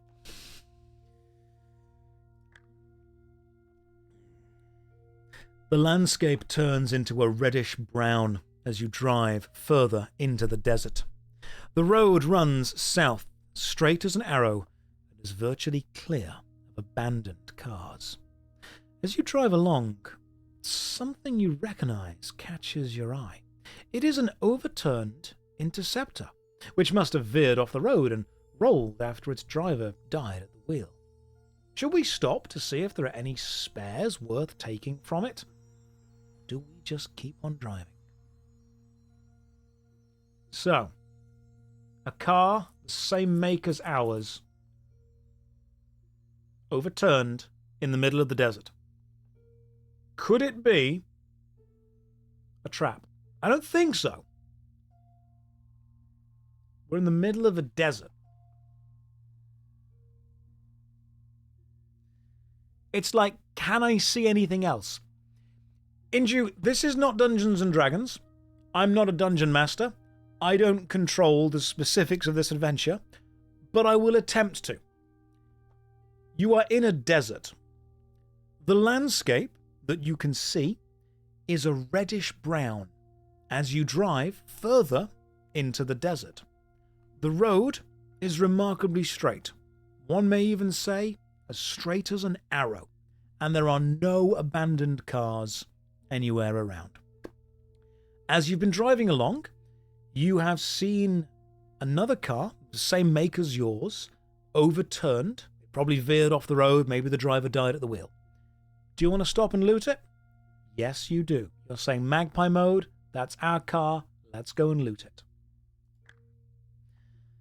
There is one wheel in reasonable condition remaining on the Interceptor. The tyre is flat, but can easily be inflated again with the can of flat you fix.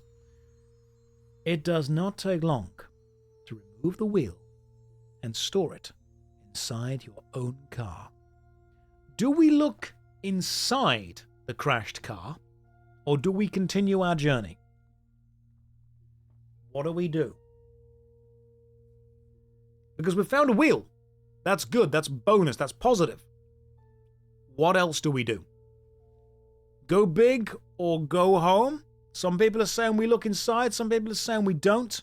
Sleepy and full of chocolate wants to look inside. What do we do? Short rest. You can't short rest. We're going to look inside the crash car. Inju is leading us. Are they leading us to success? Let's find out. You pull open the driver's door and reach inside to open the glove compartment. Suddenly, you hear a rattling sound and realize with horror that you have disturbed the nest of a rattlesnake. The snake strikes and bites your arm, emptying deadly poison into your veins. If you still possess a pack of medicine from your med kit, quickly turn to page 2. You run to your car and tear open a pack of medicine from your med kit. You inject yourself with snake bite serum and dress the wound. However, the treatment does not increase your stamina. It merely prevents the poison from killing you. You recover some time later, but are nevertheless weakened by the ordeal, losing 1 skill and 2 stamina points. You walk back toward the overturned Interceptor and shoot the snake with vengeful glee. Inside the glove compartment, you find a few meters of coiled plastic tubing, which you decide to take with you. With your arm still throbbing painfully, you drive off south again. Josh, please act out the shooting with vengeful glee. Ha-ha! There you go. That was the most British acting you're ever going to get. We are continuing to drive away. In your rear view mirror, you see... How long is the time to reload? The thing with this kind of weapon is when you've fired it once, you're not really thinking about reloading. If the single shot hasn't done what you need it to do, you then have to use this as a club and just beat the other person to death. In your rear-view mirror, you see a motorbike sidecar steadily closing up on you. The passenger is holding a machine gun mounted on the nose of the sidecar. He reminds you of early pilots, with his goggles and a leather flying cap. Both men are wearing black scarves over their mouths to keep the wind-blown sand out of their lungs. When they are no more than 50 meters behind, they signal their intention by firing a burst from the machine gun at the Interceptor. You immediately lose 1 armor point. Is the Interceptor still in one piece? Yeah, we've got armor still. You swerve wildly, but maintain control. What will you do now? Do we drop a canister of iron spikes? Do we release a spray of oil? Or do we return fire with our own machine gun? Now bear in mind, I think we're on some kind of sandy thing, because it said, it's probably sand, because it did say to prevent sand getting into their faces, which means if we drop a spray of oil, it will not be effective. That's actually a nice little bit of kind of, yeah, so spikes might be, I think spikes might be bad because it's sand, oil might be bad as well. I think maybe the machine gun is needed here. I personally do hate sand. It is coarse, it's rough, it gets everywhere. Gun it, says Inju. We are going to return fire with the Interceptor's machine gun. The motorbike swerves from side to side and is a difficult target to hit. It's time to fight. Machine guns or rockets? It does say it swerves side to side, so let's use the machine gun. Let's see how well we do. Oh, all right, we're taking it down pretty well. One more good shot and we are good. Oh, brilliant. Good job, Inju. Fearing that the two bikers might be part of a gang, you drive off south straight away in case the other members appear. The kilometers roll by. The petrol gauge is reading almost empty again. If you have not acquired a petrol can, turn to page 364. A few kilometers further down the road, the engine starts to cough and splutter. Finally, it jerks to a halt. Your worst fears are realized. You have run out of petrol. There are no buildings and no signs of life, and you realize that the mission is over. Inju got all the way to there. That's pretty far. I think we do way better if it's just one person trying this. Who's next? I, for one, blame chat. Yeah, totally. Straight away. Now, do we have any other mods in the chat?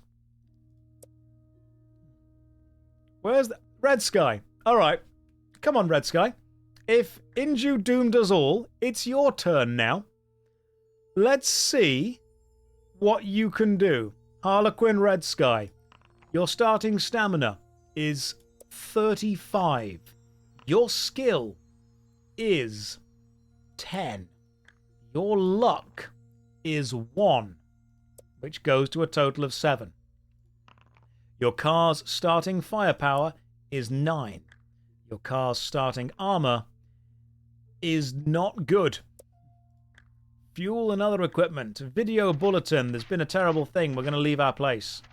Let's go to the first one. Here we go. You've left New Hope. We've driven down. We've heard the sound of a shotgun. Do we get out the car to investigate the sound of the shotgun or not? Investigate. You straight away say investigate. Right. The man asks where we are from. He's pointing his shotgun at us. Do we say that we are from New Hope or do we say we are a lone road warrior? What do we do? Come on, Red Sky. You can do this. I've got a lot of faith in you. If you fail, you'll lose moderator status. That's how this works. Do we say that we are from New Hope or do we say we are a lone road warrior? Remember, the correct choice is we're from New Hope. Lone road warrior. He may be... Okay, Red Sky, you... Okay, fine. You know the answer is the other one, but we're gonna say this instead. A man suddenly appears out of a doorway and walks towards you with his shotgun pointed up. He looks sternly at you and says, "You look like the person who shot up my station wagon, killed my wife and son. Now I'll have my revenge. Only I fight fair. Draw whenever you're ready." You realize that it was a mistake to lie to the man, lose 1 luck point. Do we now try to talk our way out of the problem we've caused? Or do we draw our gun and attempt to shoot him? Bear in mind we have a revolver and he has a shotgun. This is why... Revert. Are we attempting to talk our way out of this, Red Sky? Talk our way out. This is... You know how I was saying at the very start of the stream that you need people of opposite viewpoints on a debate to act civilly? That's what I've done with moderators in this stream. Inju and Red Sky are two sides of one very violent coin. You tell him, quickly, that you did not kill his wife and son. Test your luck. Your luck has run out. The man looks at you and spits on the floor before saying, "Draw, I said, you murdering scum." You have no choice but to obey him. You must now roll 2 dice. You failed the skill check. Your revolver is only halfway out of its holster when the stranger squeezes the trigger of his shotgun. You see a puff of smoke, and at the same time, Your right thigh is gripped with pain. You are knocked back against the wall, the sound of the blast ringing in your ears as you slide down to the ground. You must now roll 1 die and add 2 to the number rolled. This number is deducted from your stamina. You grip your leg in agony and try to stem the blood flow. The man turns and walks away, leaving you for the dogs. Do you wish to... Okay, right. Red Sky. Do you wish to fix your wound immediately? Fix the wound. Okay, he hasn't even waited for me to finish it. Just fix the wound. You open one of the packs inside the medkit, and soon your wound is treated. Pellets removed and a layer of synthy skin applied, with bandages to cover it. You heal 4 stamina points. You stand up and are about to hop back to your interceptor when a huge wild dog appears at the end of the street. Its fur is tattered from many fights and saliva drips from its open mouth. The chances are that it is rabid. It stoops down and then starts to run towards you, growling as it gathers speed.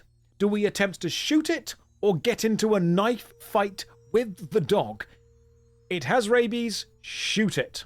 Okay, that's what you want to do. Test your skill. You pass the skill check.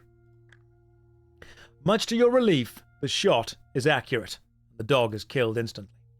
You decide this town is too dangerous to stay any longer and hobble back to your interceptor. Back behind the wheel, your spirit returns as you release the clutch and screech out of town. You are soon out of town, zigzagging around wrecked cars and fallen trees. Further ahead, you see the road joins the main highway south. There's a small filling gas station at the junction named Joe's Garage. You stop as you're intrigued by the hot rod. A young woman suddenly comes out of the office wearing a t-shirt and blue jeans. She smiles and says, "Hi, can I help you?" Do we stay and talk to her, or do we drive up on the highway? No, Red Sky. You don't get to ask chat what we do. We tried that, we died. We got far further with the dictatorship of one moderator. It's on your shoulders now. What do you want to do? What do you do? You can talk to her. You can choose to ignore her. I just got shot. Move on. You know what? Maybe the Riz isn't at the level we need it to be. When we get out of the car, lean on it sexy, remember that our leg has just been shot, and we're like, "Hi, how's it going?" It's not the level of sexy we want to be at. So we drive onto the highway. Chicks dig scars, but maybe not open, oozing wounds. There's a difference in the vibes that they're bringing. All right, Red Sky. Your speed reaches 190. Someone sitting in the small turret of the roof, a machine gunner. You think to yourself, maybe dealing with the police wasn't too bad. Do we? Okay, just get in some car combat straight away. Do you want to use a rocket, or do you want to attempt to fight this guy? This is the choice you've got to make now. Are we fighting, or are we rocketing? Rocketing, I believe, pretty much just, wins straight away. But we do have limited. We'll fight this guy. Okay, let's do this. You've taken 3 damage. Let's do this again. Now we did some damage. Oh, cool, we hit them for 6. That's good. We might need the rockets for the future. That's very true. We're slowly hurting. Oh, both miss. We are only 1 better than them. And we're not re-rolling. You are losing health here. Oh, that was a good shot. That was a very good shot right there. Okay, we won. Just. That was close. You stop your interceptor to examine the burning wreck. You are passing a security truck and thinking about all the money inside it, when suddenly you get a message on the radio. It is one of New Hope's leaders. She tells you how a gang of bikers has attacked New Hope. Yeah, there we go. That's the same one. You acknowledge the message and say goodbye. After an hour or so of driving without incident, you notice the petrol gauge is dropping. We pour in the thing. A few kilometers further, and you know your luck has really run out. There must have been a car crash. We must now head along the road. Do we go east or west? Now remember, if we go west, we get to the drawbridge we have to jump over. If we go east, we get to the turning south with the roadblock that we have to blow up with the missile because otherwise there is the biker ambush behind it. Which way do we go, Red Sky? We had more luck going east. Are you saying to go east? Or are you going to try and go west and maybe hope? I say we go east. We go east then. You pass an ambulance parked off the road to your right, but see no signs of life. Do we stop to investigate the ambulance or not? What do we do? Red Sky, it's all on you now. It's all on you. What was the pirate software thing about, Josh? You can watch the VOD at the start of this. It is a long and complex topic. Now, we didn't investigate the ambulance last time. We got shot. Ambulance might have medical supplies. That's a good answer. Let's go and investigate the ambulance then. You park your interceptor and walk back to the ambulance. The driver's cab is empty, although the ambulance looks as if it's been driven quite recently. Do we open the rear door and look inside? Or do we go back to the interceptor and continue heading east? Red Sky. Sure? Are you sure you want to open this? Might be treasure. Don't like the sounds of that, neither do I. But he who dares wins. Let's go back. Okay, then it's safe. You flash past a road sign which shows a turning to the south immediately ahead. Do we drive south or do we keep cruising on past? And last time I'm pretty sure we went cruising on past. Which way do we go? I think the cruising on past was when we started to run out of petrol the first time. Do we drive south, following the sign, or do we keep cruising past, continuing, I assume, west? Red Sky says keep cruising on past. Okay, we keep cruising. The road is open, and wrecked cars are an infrequent hazard. The speedometer reads well above the maximum speed limit. However, a roadblock of upturned cars and trucks comes into view. You slow down and survey the scene, sensing danger. If you have any, will you fire a rocket at the roadblock by turning? Or will you drive around the roadblock? Or do you turn around and drive back to the last junction? Do we rocket? Do we drive around? Or do we go all the way back to the last junction? You're saying let's save our rockets. Let's go around. We know there are bikes there, but okay. You drive off-road onto the rocky scrubland and are suddenly surprised by the sign of two vicious-looking, leather-clad bikers who jump out from behind a bush. One fires a shot from his pistol to give cover to the other, who slams a limpet mine against the rear wheel arch of your interceptor. You lose one luck point. They dive for cover before you even think about firing your machine gun.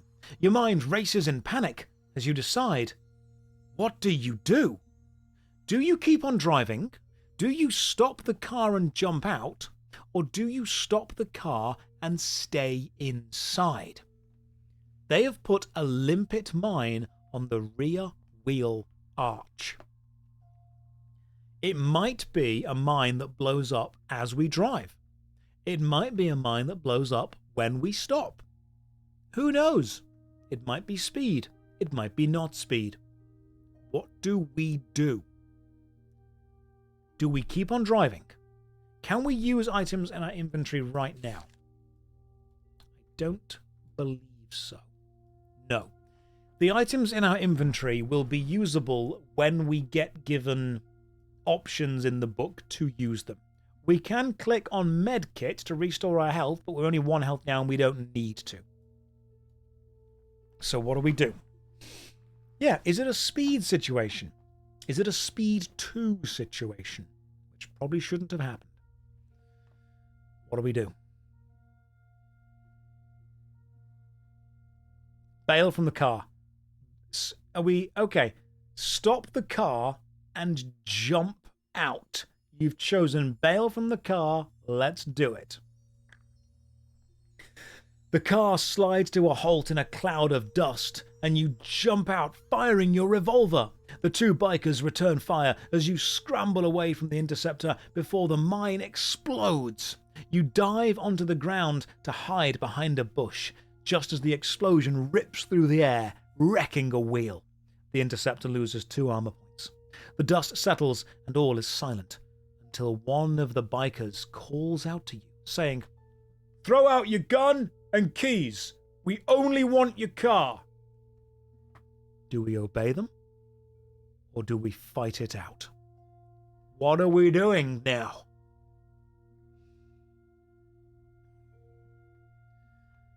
Do we give them the keys and the gun? Let's shoot them. Yeah, okay, cool. Red Sky's saying we fight. Both bikers are armed with pistols. You reply by firing your revolver and the duel begins. Your skill will be permanently reduced by 1 point if you are shot more than once during the battle with the bikers. They have 15 stamina and 6 skill. We have 34 stamina and 10 skill. Let's go. I actually don't think we can lose this, because our skill is so much higher than theirs. Even if they roll almost perfectly, yeah, like that, we will still win. God damn! Alright, okay, Red Sky's coming into his own now. This is what you were made for. Finishing it off. Oh, there's 2 of them. Okay, cool. Totally, yeah, I forgot about that. Get volved. No revolver, just single volving. That's all we're doing. That's good.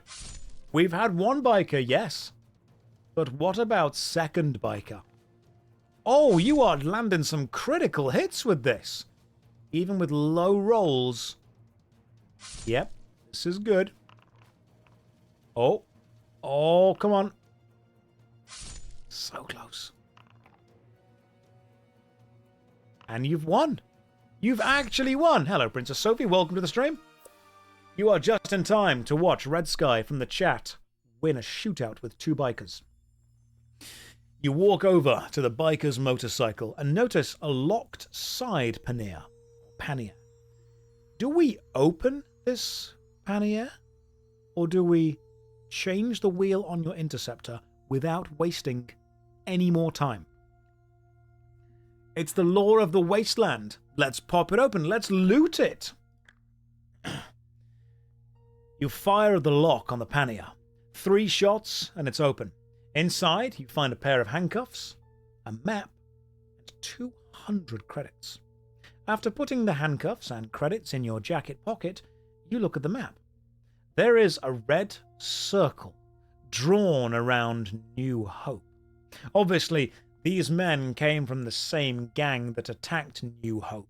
A small town named Rockville is marked with a red cross and is not too far southeast from where you are now. No doubt, it is the temporary home of the bikers. You decide to change the wheel on your interceptor before any of the bikers' friends arrive. Fortunately, the wheel hub is not damaged, and you're able to fit the spare wheel quite quickly. You're soon charging down the road, shaking your head at the mad world you're now forced to live in. You soon arrive at another signpost, which points down a narrow dirt track toward a town called Rockville. Do we drive south to go to Rockville? Red Sky's ready. The dirt track is rough and bumpy, and you realize that people for miles around will see the speeding interceptor. Suddenly, a blinding flash of light. We know this is the bazooka. Test your luck. You need a luck score of 4 or lower, and you rolled a luck score of 9. Somebody has fired a bazooka at you, and it is a direct hit. To determine the armor damage to your interceptor, roll 2 dice. Hopefully this is a low roll. You rolled 10. You press down on the accelerate. Hang on, what are we on now then? Oh, we're down to 10. That's not good. You press down on the accelerator, steering the interceptor towards your attackers, but before you can reach them, they jump on motorbikes and race off. Do we chase them? Or do we drive back to the road? We know that if we chase them, we will reach Rockville. What do we do? Are we chasing them? Or are we driving away? What's happening, Red Sky? Chase those bandits and handcuff them. I'm going to arrest them. I am now the law. You give Rance one pair of handcuffs and he's Judge Dredd. Brilliant. The bikes are suited to driving along the dirt track and you're unable to catch up with them. In the distance you see a cluster of houses which must be Rockville. The bikes drive straight toward the houses and disappear from view. Do we fire a rocket at the farmhouse? Do we keep on driving through toward the houses? Or do we reverse? No quarter, blow them up. We fire a rocket at the farmhouse. The farmhouse is an easy target and the rocket does not miss. The explosion destroys the farmhouse, sending fragments of brick and wood flying through the air. When the dust has settled, you drive cautiously ahead, one finger against the machine gun trigger. You stop alongside the farmhouse, but see no signs of life. You turn off the engine and wind down the window of the interceptor. You hear a desperate cry for help. Do we investigate? You walk toward the sound of the cry for help and you find that it's Sinclair, the New Hope Council leader. You gain a luck point. That's amazing. That's not what you were doing. You gain them. He then asks you to radio New Hope to tell them he'll return by motorbike as soon as possible. He chooses a Harley Davidson and roars away. What do we do now? Do we search the general store or do we search the house? Bear in mind, we know that the general store and house both have some good stuff in them. What do we do?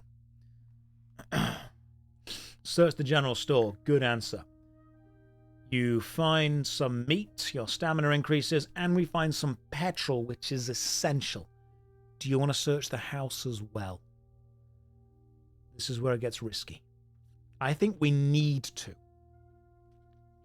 Keep searching. Do we go left or right?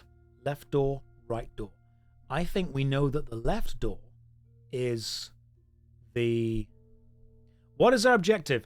We must get all the way to the south to the oil refinery, trade them our seeds for their 10,000 gallons of petrol.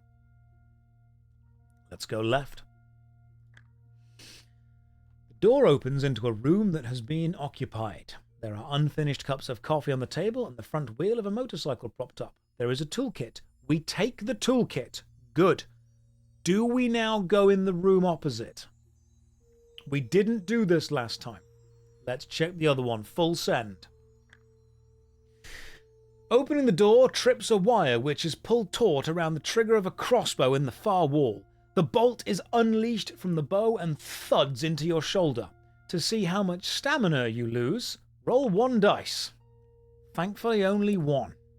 The force of the blow spins you around. After attending to your wound, you find there is nothing apart from rubbish and broken furniture. It was merely booby-trapped to deter intruders. You lose a luck point. There is nothing else to do, therefore we must leave. The dirt track twists and turns through the open countryside, but you come to a T-junction where the dirt track is crossed by a good road. You look down it both ways, but you don't see any vehicles. You wish to continue to head east. The road heads directly east and you're able to travel along it without incident until you reach another T-junction. Here, you decide to turn right in order to drive south toward San Anglo. The radio may have been in the farmhouse, that's true. The road cuts through overgrown fields, but there are no obstructions. We do indeed have petrol, and so we can fill up. You brake to a halt to get out the car to empty the fuel canister into the petrol tank. The canister does not hold much petrol, but you realise you have to be on the lookout for more if you want to reach San Anglo. By the time you set off again, it's early evening. Do we drive off-road to sleep overnight in our car, or do we drive through the night? I think we need to sleep it off. Okay, we sleep it off. You pull off the road and park the Interceptor behind a row of bushes. When you turn the engine off, you suddenly realize how quiet it is. Effectively, you have a lovely night's sleep. In the morning, you wake feeling refreshed and you gain 2 stamina points. You waste no time and drive back on the road, heading south. Can we use the radio in the car? Don't know if... Yeah, we do have one.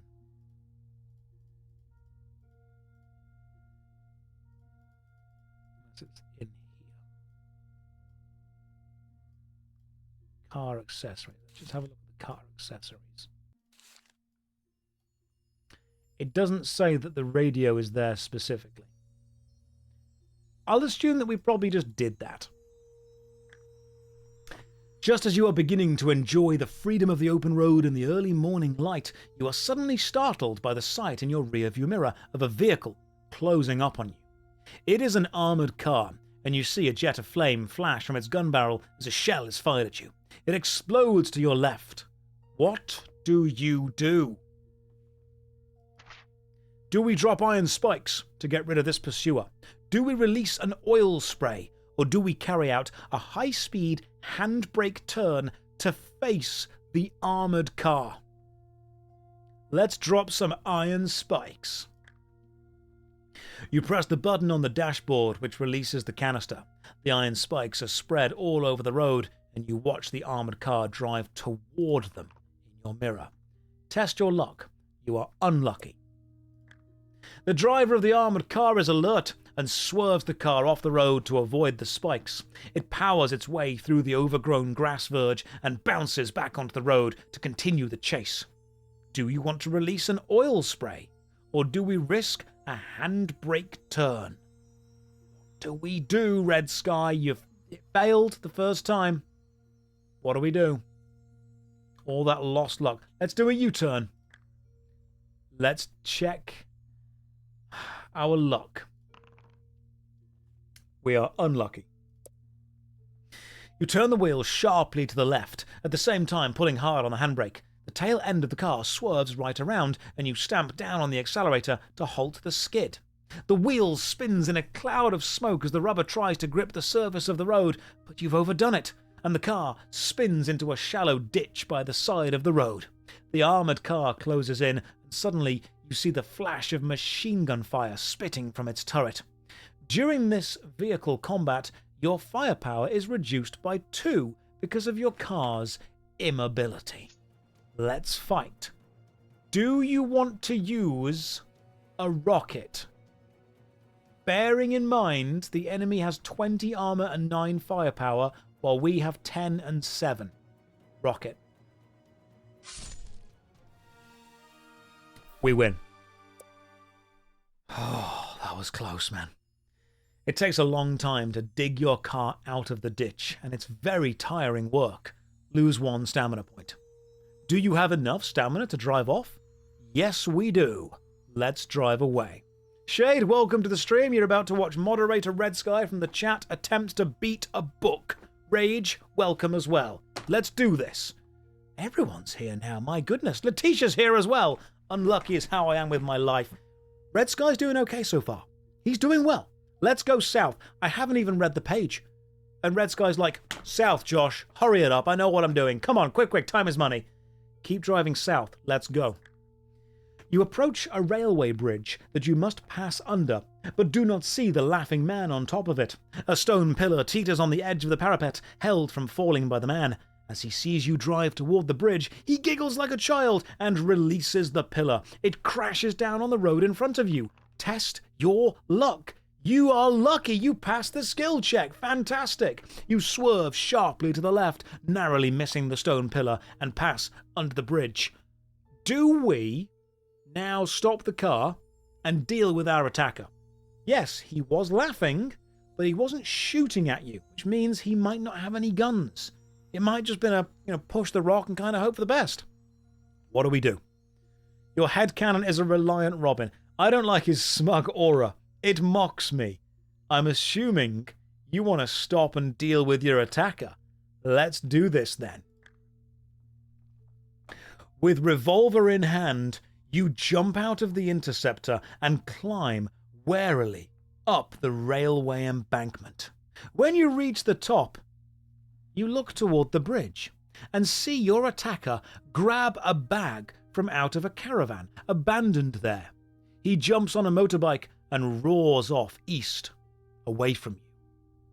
Do we look inside the caravan? Or do we return quickly to our interceptor to continue the journey? You're not going to be able to get him, but he may have just led us somewhere special. I think we might need to check the caravan, but it's up to Red Sky. Red Sky, it's whatever you want to do. It's on you. We scared him away. Let's look inside the caravan. You climb the steps into the caravan, and after a rapid search through the cupboards, you discover a can of corned beef and a grenade. You put the grenade in your pocket and decide to eat the corned beef there and then, as you are feeling hungry. You gain 2 stamina points. Realizing that you are not likely to see your attacker again, you return to the interceptor and head south. It is not long before the green vegetation gives way to more barren terrain, with tufts of dry grass dotted on top of the stony brown earth. You are soon at a major intersection on the edge of the desert. You stop at the crossroads and see the road heading east is blocked with abandoned cars. Do we drive south into the desert, or do we turn right, head west? Now, I think what happened last time was we are currently here. Right.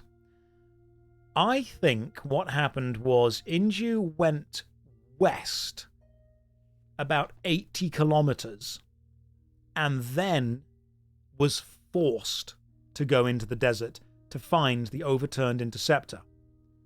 Inju went west, but nothing happened apart from the driving 80 kilometers. It may have been a thing of, had they have just gone straight south, they wouldn't have wasted all that petrol. If Inju went south, we go south. They went west. They went west and were then forced to go south. Do you want to go west and be forced to go south, or do you want to go south right now? I think it might be about effectively saving yourself some petrol. No, we go south right now then if we go south. The kilometers roll by and the petrol gauge drops relentlessly down until it registers empty again. We have not found petrol. A few kilometers down the road, the engine starts to cough and splutter. Finally, it jerks to a halt and your worst fears are realized. You have run out of petrol. I need some new moderators for this chat. None of you can do this. I really hope that if we are ever caught in some kind of post-apocalyptic situation, I'm not with you. Because all of your decisions have been terrible. You nominate... Okay, Arctic. Arctic, do you want to try this now? Okay, Arctic, you are ready for it. You've been nominated. You are ready. Right, back we go to the start. Has anyone not been here since the start? Because if you haven't, I will read the opening section again, so you know what's going on. I'm going to roll... Okay, there we go. What is this game? Let me roll all these numbers so we get the numbers first, and then I will read from the start so you guys understand what's going on. All these rolls basically give us the numbers that we're going to use for the battles and whatnot, and the luck and the stamina. That's not a very armoured car right there. In addition to its machine guns and unlimited supply of bullets, the car carries missile weapons which may be used during combat. You have at your disposal 4 rockets, 3 canisters of iron spikes, and 2 rear-mounted oil sprays with 1 canister of oil each, which may be used when the option is given. Fuel may be acquired during the journey and will be added to your adventure sheet. Other modifications and accessories for your car which are acquired during the journey will also appear there. Credits are the emergency currency unit of the 21st century, known familiarly as creds. You start your journey with 200 credits, but are likely to spend or acquire more along the way. However, most people distrust credits and prefer to barter. You may, for instance, have to use some of your medkits in bartering. Now, I'm going to go and grab a real quick drink because we've been streaming so far for some almost 3 hours and my voice is killing me. So let's take 2 minutes. Let's grab a drink and I will see you beautiful people in 2 minutes' time. I don't have a timer, so just don't go anywhere.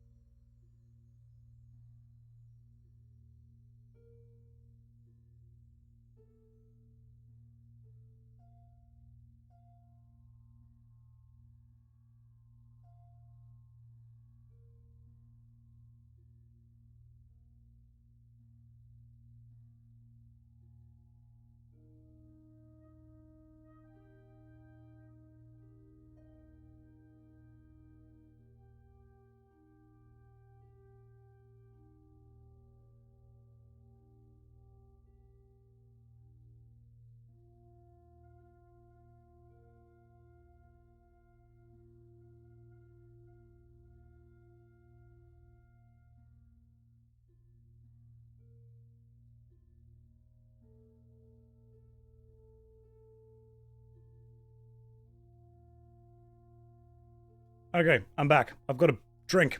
It's time to play a book. God, this is the new Twitch meta, isn't it? This is how we do this now.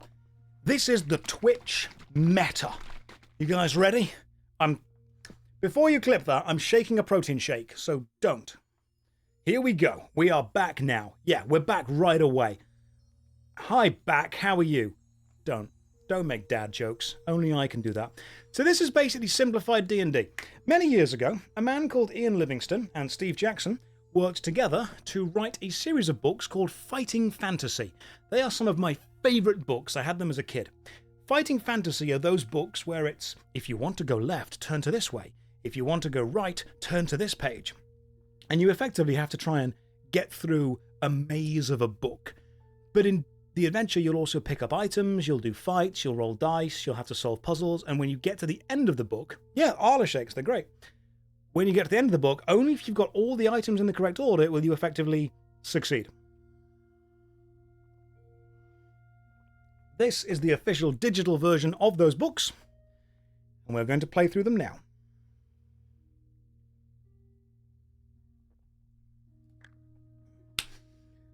Video News Bulletin, Dateline, 21st of July, 2022. Now, before I start this, I need you all to understand.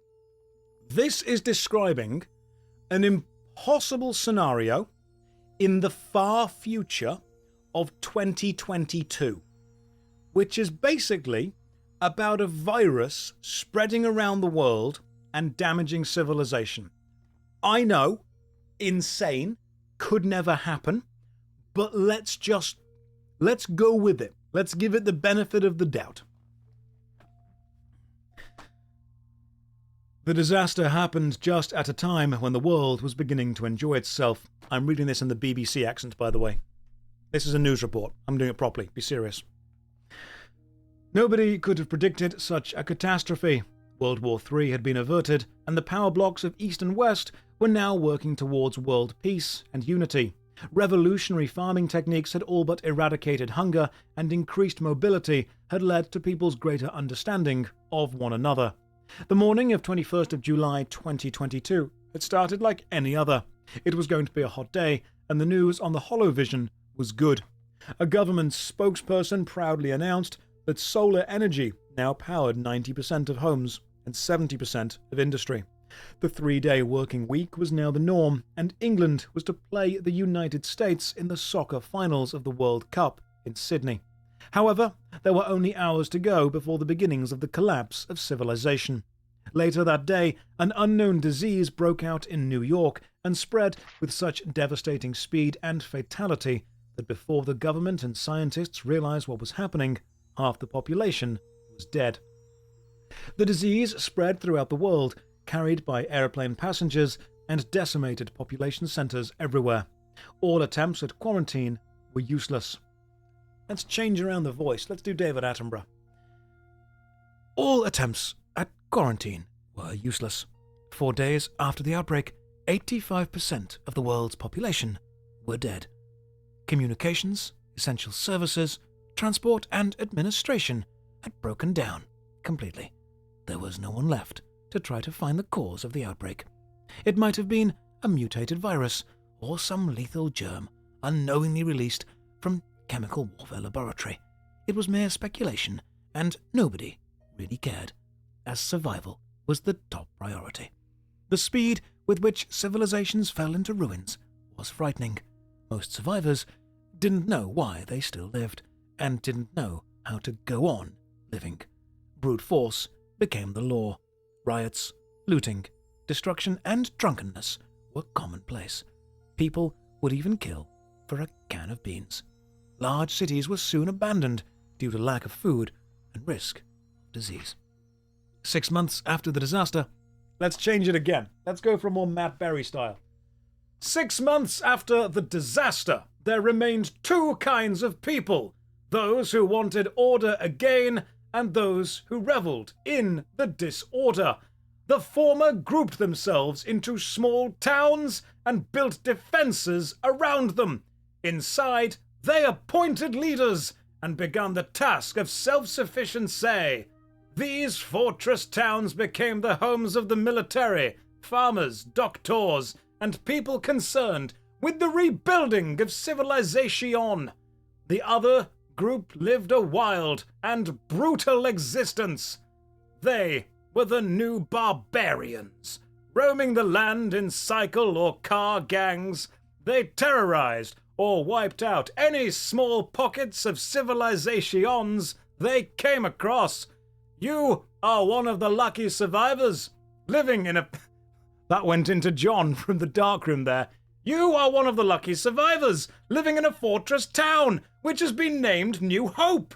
You are working on the design of an early warning system to protect the town when you hear a knock at your door. It is 2 members of the town council, and they look very excited. They tell you their radio has just picked up a message from the fortified oil refinery near San Anglo in the south.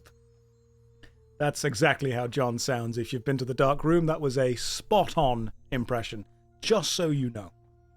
Anyway, let's be serious. It's a serious story. People have died. Show some respect. They tell you their radio has just picked up a message from a fortified oil field near San Anglo in the south. The people there are willing to exchange 10,000 litres of petrol for grain and seeds to improve their food production. The inhabitants of New Hope could certainly use the petrol for generators and agricultural machinery. Being offered 10,000 litres of this rare commodity is too good an opportunity to miss, especially as there are surplus stocks of grain and seed. Can I read it in the voice of Gordon Freeman?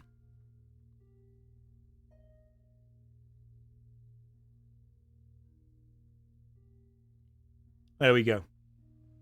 Or we could read it in the voice of Ben Starr. Perfect.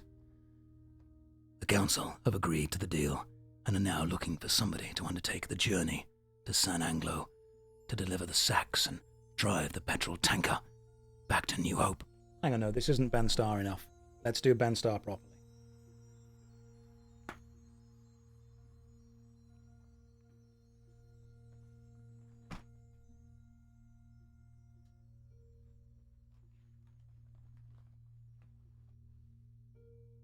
That's perfect. It will be a long and dangerous journey through lawless country. The 2 men tell you that they think you are the best trained person to undertake such a mission and ask if you would like to volunteer. They tell you that a Dodge Interceptor will carve a path. Don't, you're going to make me do all the Expedition 33 voices from it. They tell you a Dodge Interceptor will be prepared for the journey. It will be fitted with machine guns, radio, roof-mounted rocket launcher, ram bars, loudspeaker, and various defenses, including real oil spray, tire shredding spikes, armor plating, and bulletproof windows. You do not need convincing, as the benefit in New Hope will be enormous. This pioneer journey might be the start of the link between the new societies trying to bring about civilization, if you succeed. That's all the voices in England. That's it. England has David Attenborough, Ben Starr, and Matt Berry. That's all we have. Everyone else sounds exactly the same. I suppose we could do it in like a more kind of pompous British Hugh Grant kind of way. You don't need convincing. As the benefit to New Hope would be enormous. This pioneer journey might be the start of the link between the new societies trying to bring about civilization. If you succeed, you tell them you will do the job and begin your preparations immediately. Over the next 2 days, you supervise the modifications to the Interceptor. When it is finally ready, it looks like a battle car. You check one last time to ensure the weapons work, and could we do Ringo Starr?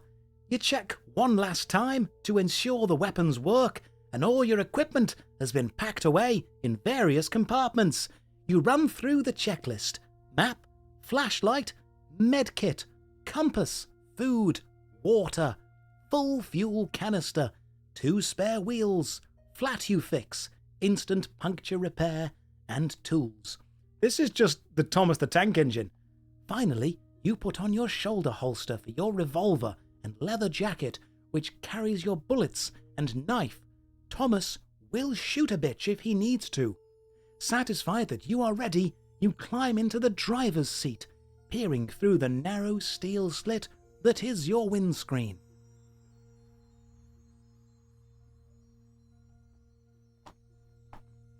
You see the town's population gathered to wave you goodbye. You start up the engine of the Interceptor and crawl forward to the gates leading to the outside world. It is over a year since you last ventured outside the walls beyond New Hope, and you are excited at the prospect of what you will find. Now, turn over. The first thing to strike you as you cruise along the road is the speed with which everything has fallen into decay. You hadn't realized how much maintenance was needed to support civilization. All around, buildings are falling into ruin. Abandoned cars litter the roads in rusted disarray. Grass and weeds have grown rampant everywhere, with nobody to hold them back, and packs of dogs and other wild animals roam freely. You stop at a small town some 15 kilometers from New Hope and switch off your engine. Suddenly, it's deathly silent. Oh, beast to beast, welcome, man. You might be needed in a minute. Suddenly, it is deathly silent apart from the eerie howl of a dog somewhere down the street. You are tempted to get out of the car to explore, but realize this is an unnecessary risk. You're about to start your engine again when suddenly the sound of a shotgun breaks the silence. Who thinks they can lead us to safety? Who in the chat thinks they can be responsible? Arctic, are you ready for this? Are you sure? I know you've been nominated, but do you want to do it? Do you want to do it? If you want to do it, we can do it. Because Arctic was just nominated straight away. Yeah, let's do this. Okay. We are going to follow everything that Arctic Silver says to do. Arctic wants to investigate. Let's do this. You run across the road and press yourself against the wall of the building, half expecting another shot to ring out. Your heart beats fast as you creep forward slowly to the corner of the building and look around. There is nobody in sight down the narrow street. You take one step around the corner, and then a voice shouts, "Okay, that's far enough. One more step and you'll be full of holes. Where are you from?"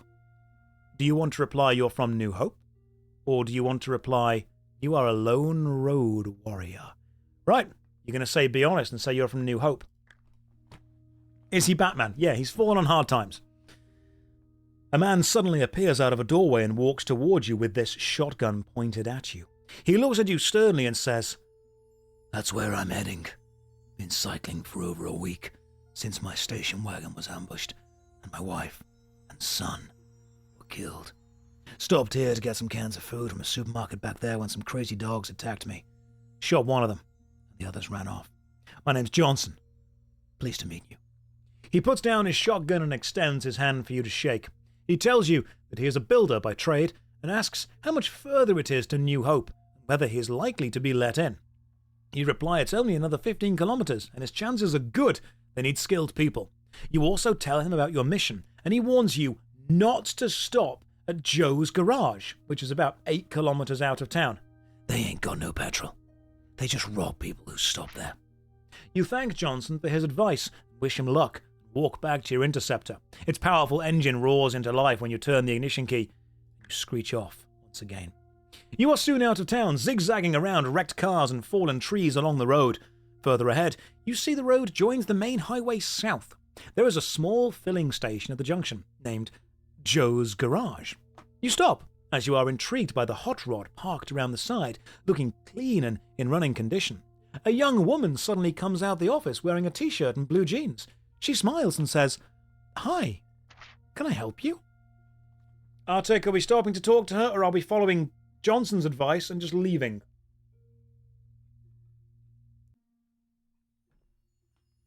What are we doing? You want to talk to him? Okay, fine. I get it. I do understand. You open the door and climb out of the interceptor. As you walk up to the young woman, a man with a shaved head jumps out from behind one of the pumps, holding a crowbar, and shouts, "Surprise! Let's have your keys and creds. No funny business, unless you want to get hurt." Do you want to give him your car keys and credits? Or do you want to fight him with your knife? What are we doing? Saber, kiss him is not an option, but I like where your head's at. Fight him. Gripping your knife tightly, you crouch down, waiting for the thug to make his move. Suddenly, he screams and leaps at you. Both your knife and the thug's crowbar reduce stamina by 2 points. As soon as you or the opponent has suffered the loss of 6 stamina, either of you will be knocked unconscious. So, effectively, first to 3 hits. It's time to fight. He hit you. You've lost 2. We hit him. He lost 2. Oh, just about. Okay, cool. That's not good.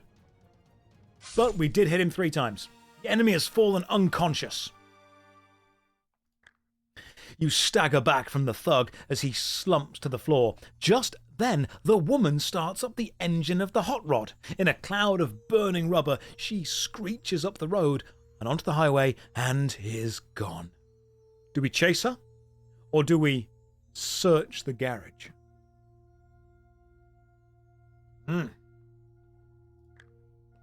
Search the garage.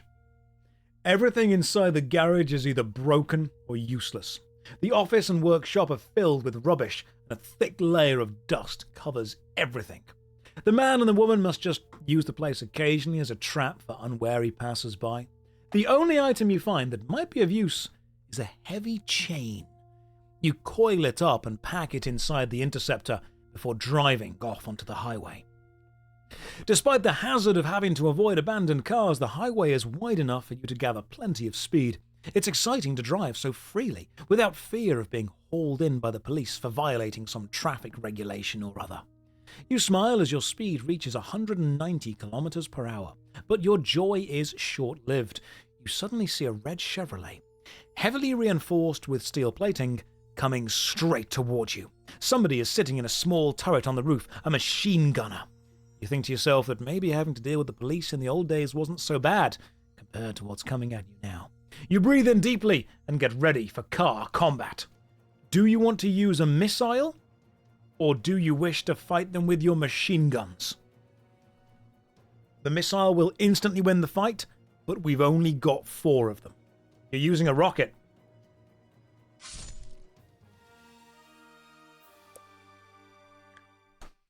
The car is blown up. You stop your interceptor to examine the burning wreckage. Who are these people? And why did they attack you without warning? You shake your head and hit the accelerator, eager to reach your destination. You are passing a security truck and thinking about all the money inside it, which is now useless, when suddenly a voice comes through on the radio above the crackling static. It is one of New Hope's leaders. She tells you how a gang of bikers has just attacked New Hope, killing 8 people in the process. After a short battle, they were eventually beaten off.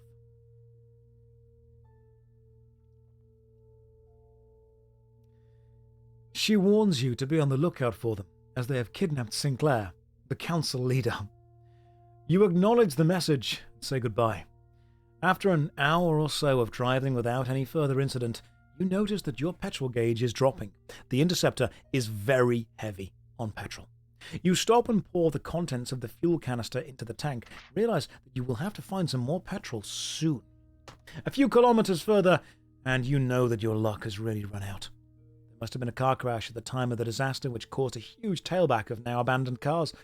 It's impossible to continue along the highway. You reverse back to the last exit and drive off the highway. You must decide which way to head along the road which crosses over it. Do you want to drive east or do you want to drive west? Timmy Chongs says, beaten off and the stare into the camera was a great intro to the stream. Good. That's the energy that I attempt to put out into the world. That's the vibes that you get when you arrive in this stream. Which way are we going? You're going to east. We're going east. You pass an ambulance parked off the road to your right, but see no signs of life.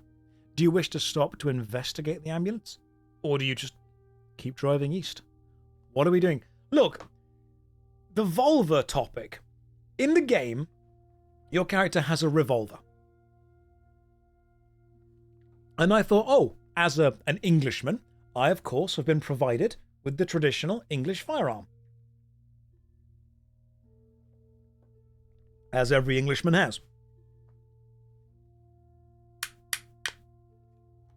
Ready for any ruffians or naysayers or ne'er-do-wells outside my door. Of course, every Englishman gets given up. On our 4th birthday, every Englishman is issued a blunderbuss by the king.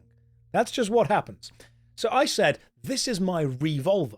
But then I realised that it doesn't really revolve.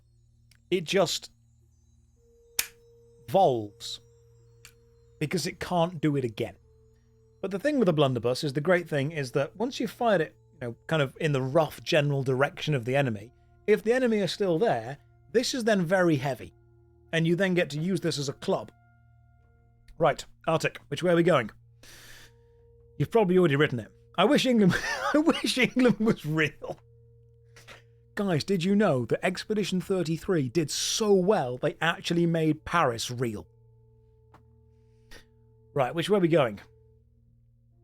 Arctic, did you want to investigate? You want to keep going? Just keep driving. Okay. I know, it's incredible. You flash past a road sign which shows a turning to the south immediately ahead. Do we want to drive south? Or do we want to keep cruising past? Bearing in mind that I'm pretty sure we are here, I think, aren't we? If we keep going, we get to the drawbridge. I think we do. Do you want to drive south or keep cruising past? Up to you, Arctic. Because this map keeps track of all of the failed choices you've made as well. So you kind of know what's there. The drawbridge was west, was it? It was, you are correct. We're actually here, aren't we? So we either go to the roadblock or we go south. You say south. Okay, let's go south. Oh, this is new. A few miles down the road, you come to a small, crudely constructed wooden bridge which crosses a narrow river. There is a sign nailed to the bridge warning you not to cross the river. Do you intend to drive across regardless? Or do you want to turn around and drive back to the last junction? Bear in mind, that sign does say don't do it. What are we doing? Are you going to be a good law-abiding citizen? Or are you just going to go crazy? Damn it, go back. All right, we're driving back. Turn around and drive back. You've done it.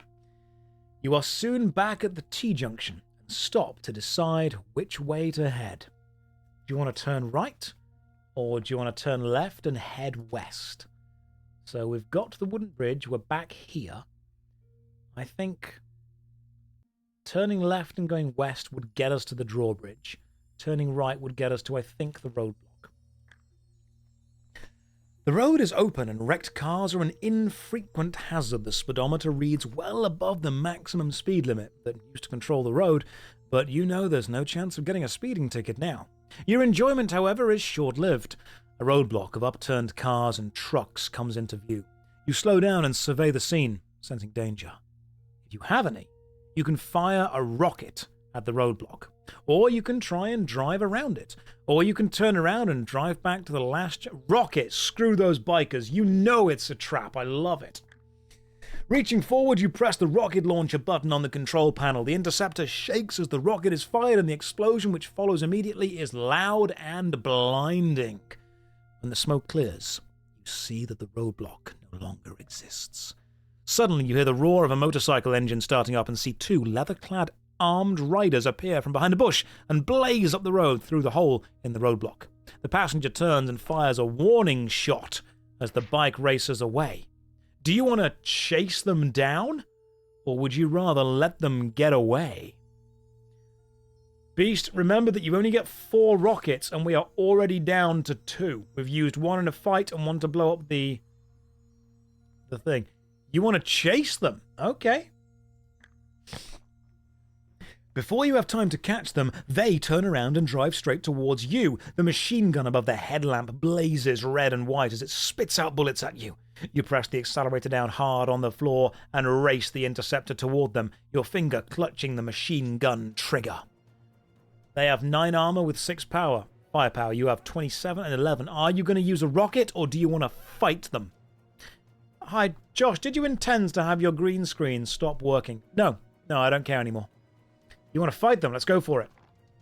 Let's roll these dice until you win. All the decisions in this run are being made by Arctic. All the decisions. If we succeed, it's on their shoulders. I think you may have won. You have indeed. Check you out. You walk over to the wrecked bike, carrying your revolver in one hand and the medkit in the other. One of the men is dead and the other is barely alive. You kick his pistol away from him and see if he can be saved. He opens his eyes, smiles, and says, "Fat Jack and the boys'll get you for this." Then he slumps back and is still.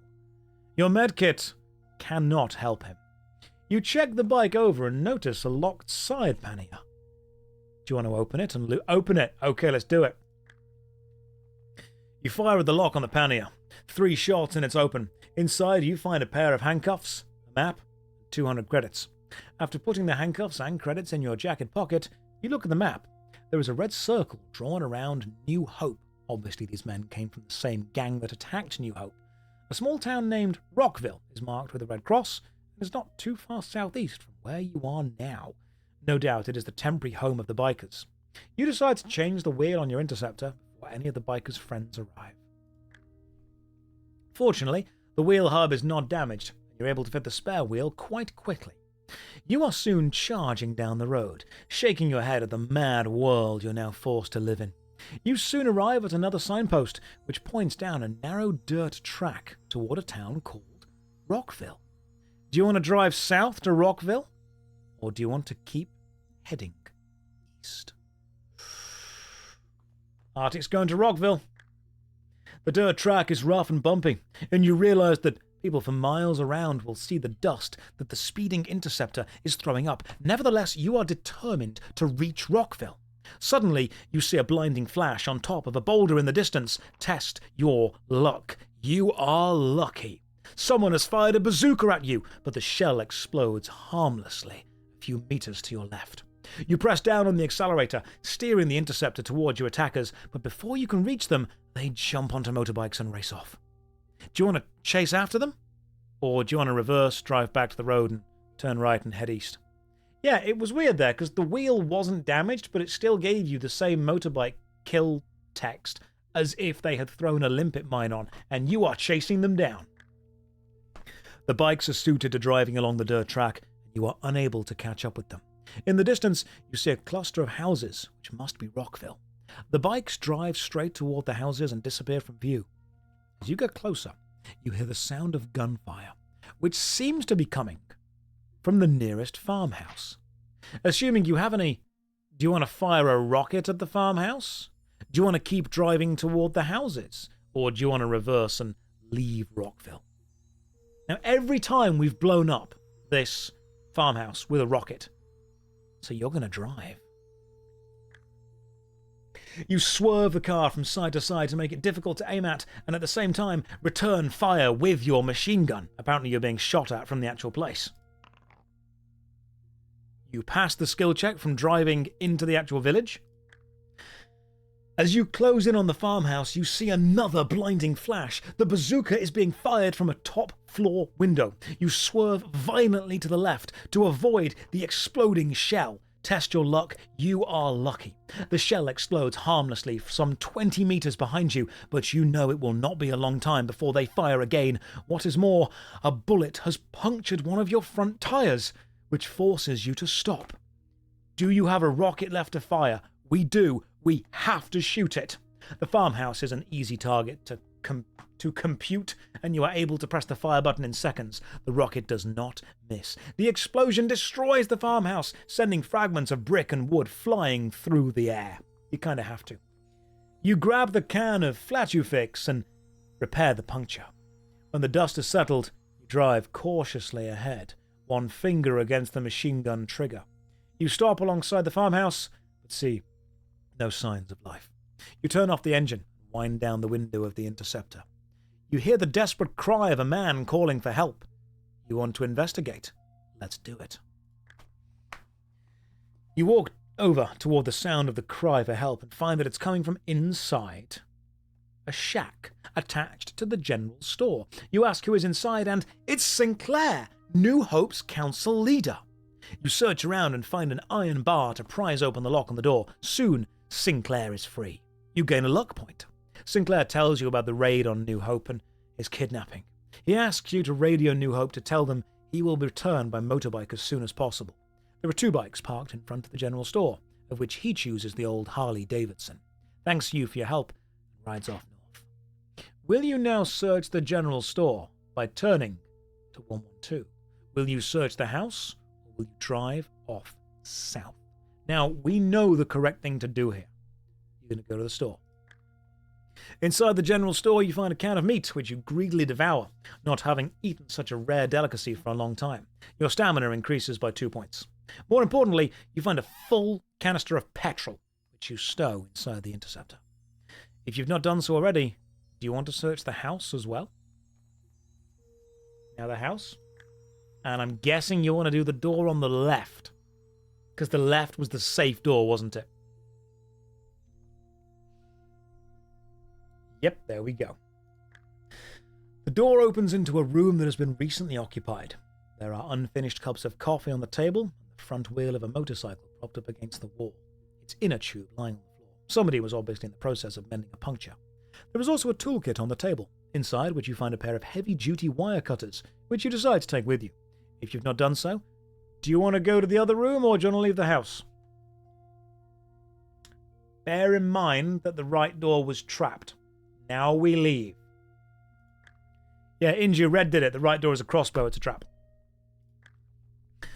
The dirt track twists and turns through the open countryside, but at last you come to a T-junction, where the dirt track is crossed by a good road. You look down it both ways, but do not see any vehicles or signs of life. East or west? Which way? Can I get the map? Yes, you can. So, I believe we have just come to the house and we've gone to here.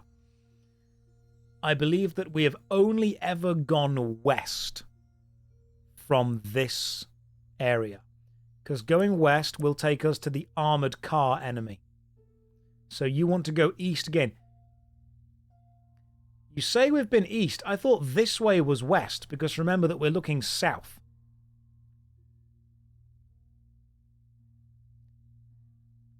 You want to go east again to a new path.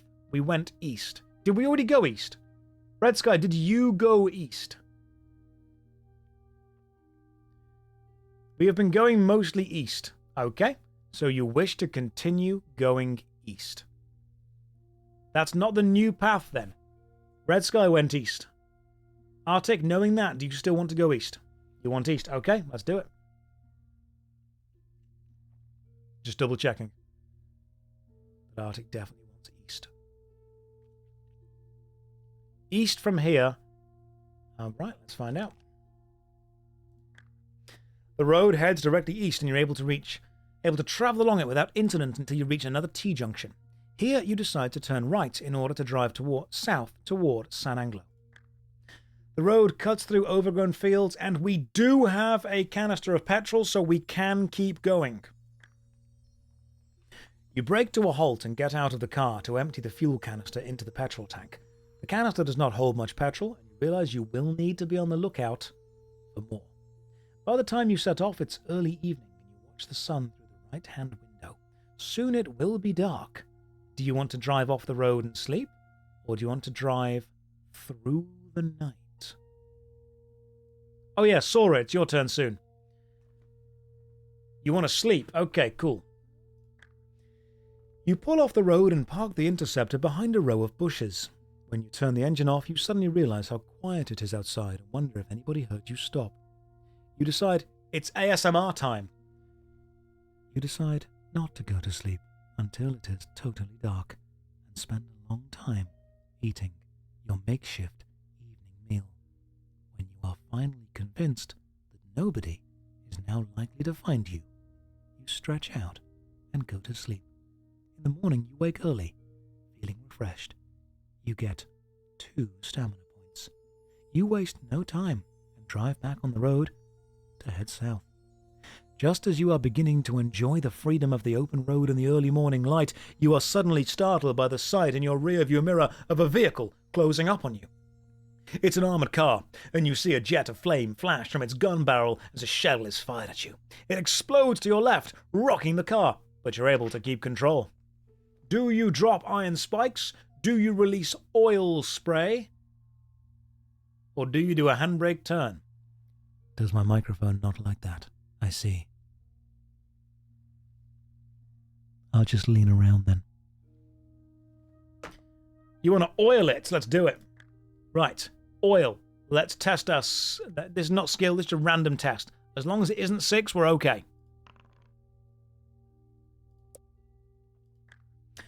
Much to your surprise and annoyance, the driver of the armoured car somehow manages to control the skid and drive through the oil slick. You decide immediately to risk a handbrake turn and meet your enemy head on. You turn the wheel sharply to the left, at the same time pulling hard on the handbrake. The tail end of the car swerves right around, and you stamp down on the accelerator to halt the skid. Roll 2 dice and test your luck. The wheels spin in a cloud of smoke as the rubber grips the surface of the road. You control the skid perfectly and are now accelerating toward the oncoming armoured car. It's time to fight. Do you want to use a rocket or fight? Bear in mind we don't have that many rockets. It's up to you, Arctic. You want to fight it? Let's go. No re-rolls, just lots of regular rolls. We have 1 rocket left for this run. Ooh, that's some damage right there. Oh, 5. That's not good. Yeah, they get some good rolls here. We're in trouble.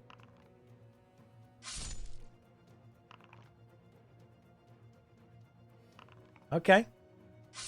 Got them down to 4. That should be enough. A good roll here. You've got it. You circle the burning wreck and then turn south and accelerate away. As the morning wears on, it becomes very hot, and you notice a change in the vegetation the further south you travel. The overgrown fields turn into scrubland, and it won't be long before you are driving across the desert.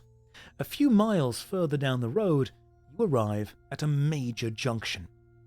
Do you want to turn right and head west, or do you want to keep driving south? Bear in mind, I believe you are currently there. South or west? Gotta go west. You travel about 80 kilometers, and then the road ends at a T-junction. You decide to turn left in the direction of San Anglo. Leading off the road on your right is a rough road, which is marked with several sets of tire tracks. The tracks look as if they were made quite recently. If you wish to drive down the rough road, or do you want to stay on course for San Anglo? Bear in mind, we have not been here before. This is new. The rough road, I'm guessing we're all thinking this, might contain petrol. You drive along the bumpy road until you come to a wooden gate which bars the way. The gate is covered with barbed wire, and a heavily tattooed, bare-chested man sits casually astride it, brandishing a machine gun. In a gruff voice, he says, "I don't recognize you. Which gang you from?" "Black Rats," you reply, on the spur of the moment. "I've never heard of them," the man replies. "Still, we'll race against anybody. Follow the road down to the burnt-out house, and you'll see the other cars parked there. First race will start in about 5 minutes. There are some pretty heavy bets being laid today. Should be lots of fun." Do you want to drive through the gate and get involved in this kind of race? Or do you want to reverse and drive back to the main road and then head south to the desert? I think we're going through the gates. All right, Arctic. This is uncharted territory. You're on your own now. Following the instructions of the tattooed man, you drive down the dirt road to the burnt-out house. 4 customized cars are parked in a row, each sprouting a multitude of weapons. A group of people stands in a heated discussion, although they all turn to watch you park. You walk over to the group and ask them about the forthcoming race. The small man with a scar running the length of his face smiles and says, "Rocky, huh? Never been to a blitz race before. Listen, it's quite simple. Challenge any of us to a race. You have to bet 200 creds, but if you win, prize, big can of petrol. If you win, that is." The man bursts into laughter, and the others join in. Do you want to challenge him to a blitz race, or would you rather just spectate? It's up to you. Are you challenging him to a race? I think Arctic is. We got 200 from the biker. Yeah, we did. In fact, we are up to 400 credits right now, because we start with 200 already. Let's do it. You take 200 credits out of your pocket and thrust them toward the man with the scar. He snatches them from you and says, "There's a sucker born every minute. Get in your car, let's do this." We race for 8 kilometers down the dirt road, turn around at the White House and race back. And remember, there are no holds barred in a blitz race, except bullets and rockets. You climb inside the interceptor, start it up and crawl forward to the starting line. Your opponent draws alongside you in his bright yellow Ford. You see that it is armed with 2 machine guns and a grenade launcher. A young woman standing in between the 2 cars raises a white towel into the air and then suddenly pulls it down in a signal to start the race. Do a skill check. You pass the skill check. You stamp down on the accelerator and release the clutch at the same time. The back wheels spin, throwing up dust, but you race off ahead of the yellow Ford. In your rearview mirror, you see the anger on your opponent's face as he drives to the limit along the narrow road to catch up with you. The Ford must be supercharged. It accelerates up behind you and rams your car at high speed. Test your luck. You are lucky. You needed 6 or lower, you scored 4. The interceptor swerves to the left, but you steer into the skid and keep the car under control. You have to think quickly to decide what tactics to use. Will you accelerate away, or will you brake hard to let the Ford pass you? Oh, Arctic, what do we do? Do we brake to let the Ford pass us and maybe throw it off its game, or do we keep going away, accelerating away? I don't know. I've not read this book. I've not played this game. It's your choice. You're the Vin Diesel right now. You are the wheelman. You are the driver. You are the Grand Theft Auto. You are the Felony 1179. You are the Ridge Racer. You're the Rage Racer. You're the Colin McRae Rally. I'm just naming driving games now. What do we save just in case? It's saved just in case. What do we do? You are the burnout. You are the driver San Francisco. You're going to gun it. Accelerate away. The Ford driver is anticipating your breakaway and calmly presses the button of the grenade launcher. The grenade flies over the interceptor and bounces along the road in front of you. Do you accelerate over it, or do you brake hard? What do we do? You are the Gran Turismo. You are the Micro Machines. Keep your feet on the metal. You are speed. Accelerate over it. You breathe in deeply as the interceptor passes over the grenade. Test your luck. You are unlucky. Suddenly there is a dull thud and the interceptor rocks from side to side. To determine the additional armor damage, you must roll 2 dice. It's 10. The Ford races past you as you struggle to keep the damaged car going. As you are not allowed to use your forward-firing weapons, you decide to try to ram the Ford. The Ford slows down for a bend in the road, but you keep your foot down hard on the accelerator. You crash into the back of the Ford, but only succeed in damaging the interceptor. Your car loses 2 armor points. The Ford has steel-plated crash bars built to withstand ramming. You realize you will have to overtake the Ford in order to use your rear missile weapons. As though he had read your mind, the Ford's driver starts to swing the car from side to side to stop you passing. It will take considerable maneuvering to pass him. Roll 2 dice and pass the skill check. You make as if to pass the Ford on his left-hand side, but suddenly swerve to overtake on the right. It is a successful maneuver, and you are able to accelerate away from your opponent. You decide it is time to use a weapon against the chasing car, so you look at the button on the dashboard. Are we using iron spikes, or are we using a spray of oil over the road? Ooh, Arctic, what are we doing? Iron spikes or oil? I don't know. You are the Wacky Races. This is very Wacky Races right now. I love it.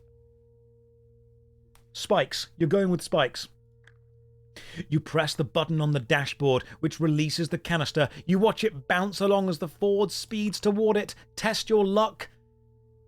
Your luck has run out. Much to your frustration, the canister does not open, and the Ford drives over it without incident. The driver retaliates by firing a grenade over your head, which lands on the road in front of you. There is a muffled explosion as the steel-plated underchassis takes the full blast of the grenade. We take an additional 5. What are we on? Oh, it's on 5. This is not good. Still racing, you see ahead of you the White House where you must turn around. You jam on the brakes and turn the steering wheel sharply to the left. You reverse for a few meters in a cloud of churned up dust and then slam the gear stick forward into first to race back to the finish line. The Ford makes an equally swift U-turn and is soon right behind you again. It powers alongside you and the driver pulls down on his steering wheel in order to sideswipe the interceptor. He looks set to determine the outcome of the duel by ramming. During this combat, a successful ram will reduce a car's armor by 2 points. You must fight. They have 16 armor and 8 firepower. We have 5 armor and 11 firepower. We've got no missiles, so it comes down to this. Successful ram. Successful ram again. Okay, our increased firepower is very much saving us right now. The combat has lasted long enough. If you survive 4 rounds, turn here. There is probably about 1 kilometer to go before you cross the finish line, and you are still locked up in combat alongside the Ford. Up ahead, the road narrows to 1 lane to cross a stone bridge spanning a stream. Do you want to keep your accelerator pressed to the floor to be the first across the bridge, or do you want to ease off and allow the Ford to take the lead? What are we doing? You are the Sonic Adventure 2 racing levels. That's true. No time to hesitate. Full speed. We believe this is Arctic's. Floor it. We ain't chicken. Keep going. It is a battle of nerves between yourself and the driver of the Ford. To determine your racing skill, you must roll 1 die. This number is removed from your skill value, so try to roll as low as possible. It's a 3, it's a middling number. The two cars race toward the bridge. Your skill is currently 11. Your racing skill value is 8 because the 3 removed. This is a great result. You must now determine your opponent's racing skill by rolling another die.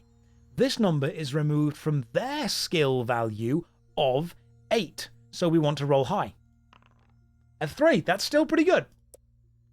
Who has the greatest racing skill? When you are only a few meters from the bridge, the Ford driver's courage deserts him and he brakes hard, allowing you to cross ahead of him. Your racing skill is clearly more superior. Frustrated by your iron nerve, your opponent desperately tries to pass you before you cross the finish line. The acceleration of the Ford is blistering because of its supercharger, and the cars are soon locked bumper to bumper. You then see the finish line ahead, no more than 200 meters away, and realize that the Ford will pull out of your slipstream any second now to pass you. You must block the Ford. Do you swerve left or right? I think we can bookmark this as page 379. No polls, only Arctic.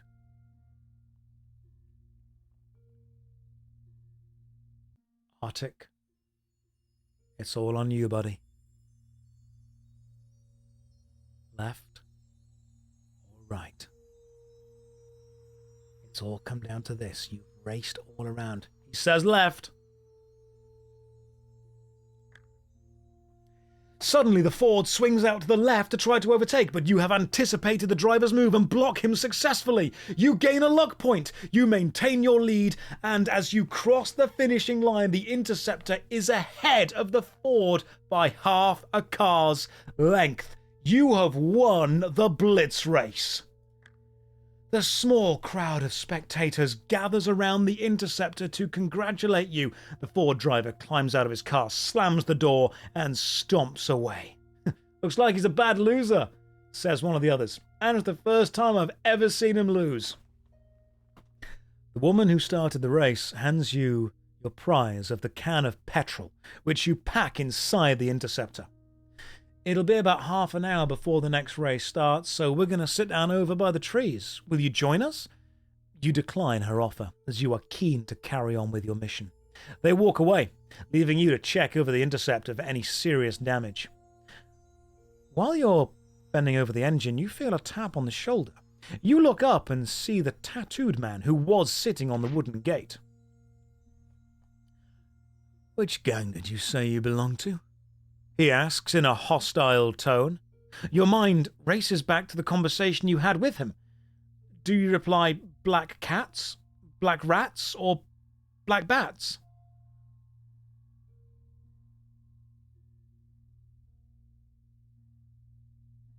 Now, I remember what they said, but it's on Arctic.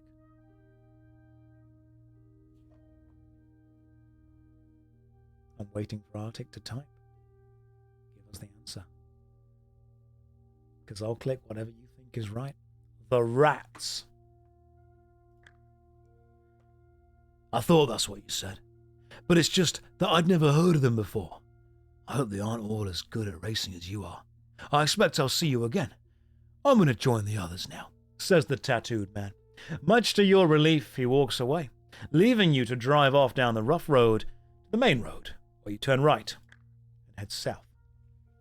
You flash past a handwritten sign which reads, Pete makes engines sweet. 1 mile to the left. You slow down as you approach a stone building with a corrugated iron workshop attached to it, which has the words Spark Plug Pete's painted on a billboard on top of the roof. There are a few cars parked on the forecourt. As you come to a halt, a thin, pale man appears from the workshop, wearing an oily blue mechanic's overall and a baseball cap. He waves and says, "Nice car. Pretty fast, I guess, but not as fast as old Pete can make it. If you're interested, I like payment in credits and goods. I'll do a good job for you." Do you want to stop and let the mechanic modify your engine? Or would you rather politely refuse his offer and continue your journey south? Might be a trap, might be something we need, might be a good upgrade, an upgrade we actually do need. What do we do? Our ticket's on you. Refuse! Alright, you refuse, we continue south. It is not long before the green vegetation gives way to more barren terrain, with tufts of dry grass dotted on top of the stony brown earth. You soon arrive at the edge of the desert, where the road is joined by another main road leading east. Do we go left, or do we go south? Now, from what I remember, we are currently here. One of them leads to the Laughing Man. Yeah, we're here. We've gone Spark Plug Pleats. Oh, hang on, no, south or east? We're there. Unknown territory, dude. We've never been anywhere from here. Where do we go? This is a crazy map as well. The flag icon is where we are. East would be that way. South would be possibly toward the Laughing Man. You want to go south? Tick says south. The landscape turns to a reddish-brown as you drive further into the desert. The road runs south, straight as an arrow, and is virtually clear of abandoned cars. As you drive along, something you recognize catches your eye. It's an overturned interceptor, which must have veered off the road and rolled over after its driver died at the wheel.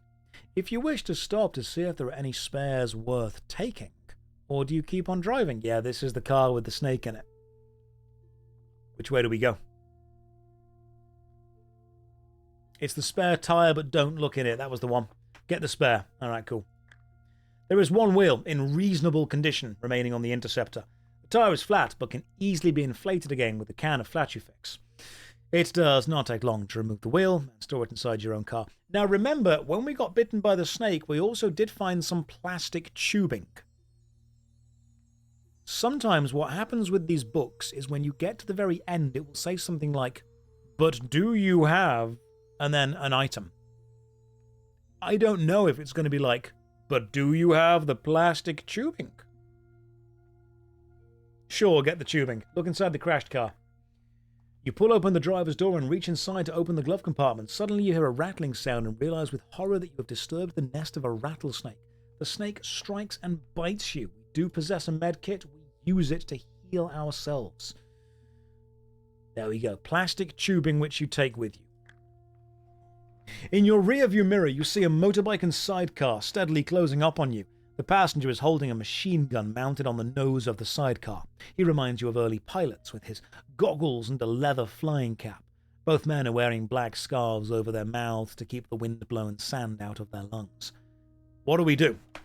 What do we do? They shoot at us, we lose an armor point, we have still enough armor, we swerve but maintain control. Do we drop a canister of iron spikes, a spray of oil, or do we attempt to return fire? Bear in mind we are on sand, so I don't know if the oil would do anything. Peach did not repair the car, no. It's up to Arctic, though. It's their choice.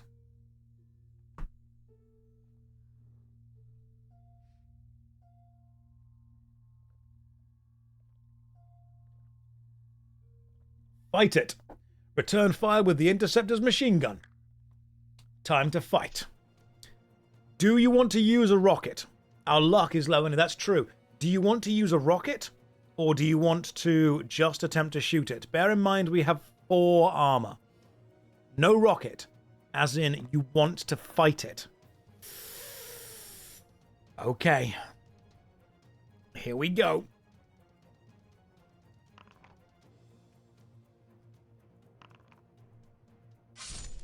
It's the last rocket. But remember, if they score well on us, we've only got 4 armor. Oh, could be bad. We're down to 3 armor.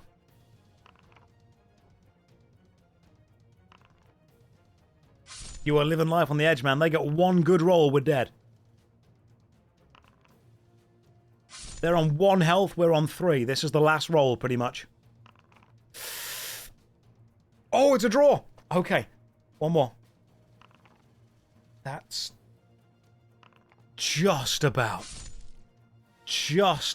got it, my goodness.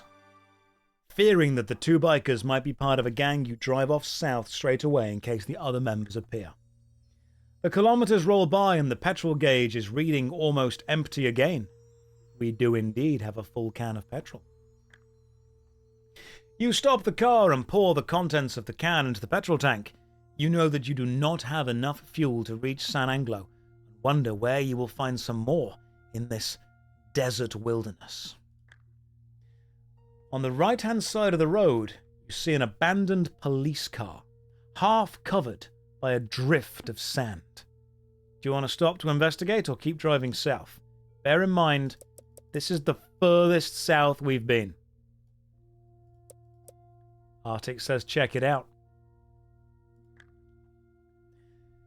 Whoever was driving the car must have taken everything with them when they set off on foot after running out of petrol. You walk around to the back of the car and try to open the boot, but find that it is locked, and we do not have a crowbar. Didn't you get the crowbar from Joe's garage by beating up the mugger that was going to be there? Because he has a crowbar, doesn't he?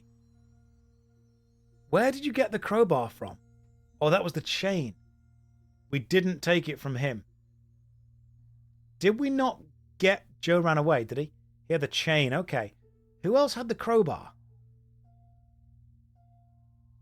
Because I'm sure we've had a crowbar before.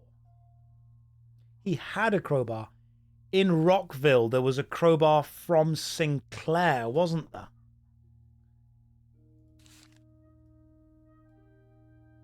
Or was it the very first enemy that we get it from? Because you used the crowbar, yeah, in Rockville. But you skipped Rockville and you didn't rescue Sinclair. We never received a crowbar. Okay, I'm sure. Was it the iron bar? It was the iron bar. We have not received a crowbar yet. Right, so we have not yet received a crowbar.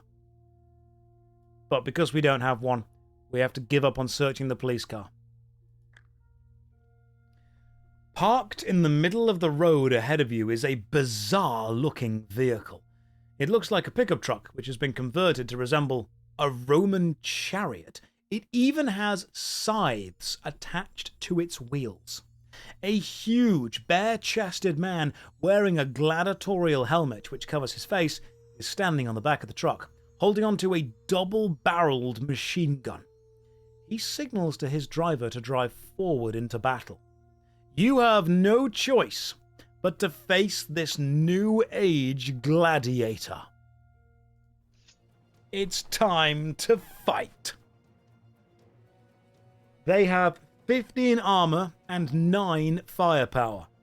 What do we do? I think we should probably rocket it, but it's up to Arctic. This feels very Mad Max. It is.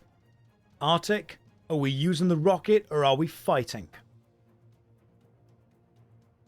I like how as soon as the apocalypse happens, every man suddenly gets ridiculously jacked. That's what happens, straight away. Everyone gets jacked and we reverge to being Romans. Rocket time. Chariot is blown to bits. If you win the vehicle combat, turn to 91. Yes. You press on south as quickly as possible and switch on the radio, hoping to establish contact with San Anglo. However, no voices are audible above the crackling static. You decide to leave it on anyway, in case somebody tries to make contact with you. After driving a further 15 kilometers, you come to a junction in the road. Somebody has left a sign there which reads, "Engine and body repairs," in crude writing, and shows an arrow pointing east. Do you want to turn left and head in the direction the sign is pointing? Or do you want to just keep going south? Bearing in mind, the Dodge has 3 armor. East. Worth a try. Set back about 30 meters from the road is a small white building which is completely surrounded by cars in various stages of assembly. Wheels, doors, bumpers, axles, engines, gearboxes, and seats are strewn everywhere, and in the middle of it all is a man working away at one car. He is busy, using an oxyacetylene torch on a door panel, causing sparks to fly everywhere. He is so engrossed in his work, he doesn't hear you arrive. Do you want to talk to him about repairing the interceptor, or do you want to drive on? What's going on? You want to talk to him? You walk over to the man and call out to him. He calmly turns off the torch and says, "This is no job to be doing in the desert heat. Still, most people leave me to get on with it and don't cause me any trouble. I don't take sides, and I'll repair anybody's vehicle. If you want me to fix the damage on your car, it will cost you 200 credits. Do you want to do that? You can't afford it, because the 200 credits that we took from the biker's kind of pouch. We can pay that, yes. The man works for an hour, welding on extra steel panels and patching up holes where he can. The interceptor looks in a very sorry state, but at least it is better protected. Your interceptor's armor increases by 10 points. You thank the man, pay him, and drive east. Ahead, in the distance, looms a range of hills. As you arrive at the foot of the hills, you see that the road passes under them via a tunnel. Unfortunately, there is a bus blocking the entrance. You stop the car and walk up to the bus to see whether or not it can be started and moved out the way.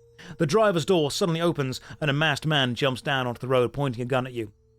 To pass through this tunnel, you must either pay me a toll of 200 credits or engage me in a pistol duel, he says in a very matter-of-fact tone. Do you want to pay the toll, or do you want to pistol duel him? Well, we can't revolver him, we must volve him. The masked man reaches into the cabin of the bus and brings out a mahogany box. Inside are 2 magnificent pistols. He places 1 bullet in each hand and says, "Choose your weapon." You pick up 1 pistol, balance it in your hand to get a feel for its weight. You both then stand back to back and the man tells you to walk 10 paces, turn and fire when ready. You breathe in deeply and count out loud the 10 paces walked. You then turn and see the masked man with his pistol pointed straight at you. Both of you fire at once. You must carry out 1 attack round using the shooting rules. 9-9, 10-29. Let's give it a go. You hit the duelist.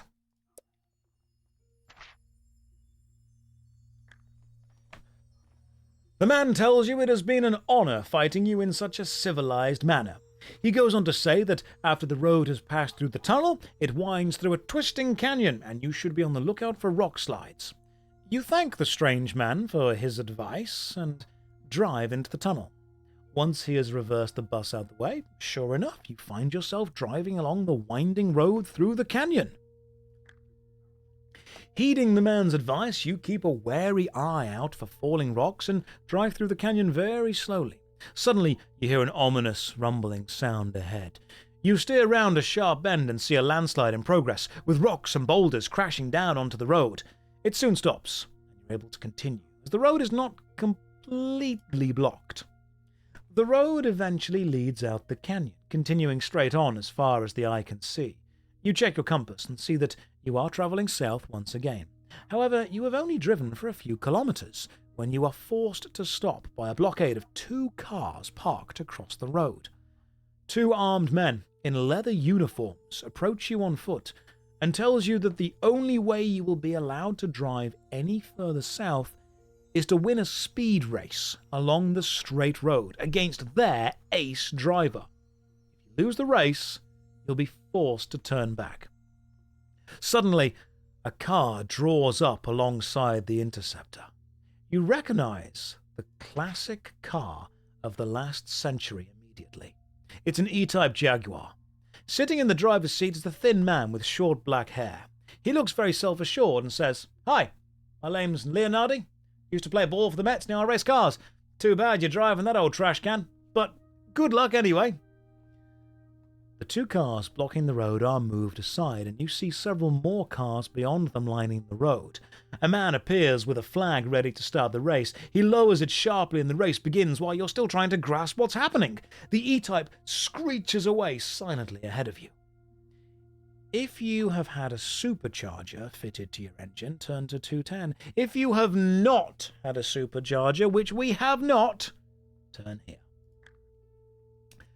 Despite the head start, you are determined to beat Leonardi and put your foot down hard on the Interceptor's accelerator. Roll a dice. You rolled a 4. If you roll between 4 and 6, the E-Type edges further ahead. Despite its speed, the Interceptor loses traction on the dusty surface. Leonardi edges further in front. The race is on. You must now make a series of rolls.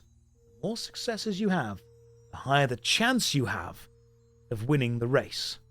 We pretty much need to roll between 1 to 3. That's 3. That's good. You grip the steering wheel tightly as the poor quality of the road surface causes it to vibrate, making the car increasingly harder to control.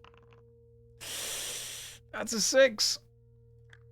You put your foot on the floor in a vain attempt to get more out of the Interceptor. That's a 5.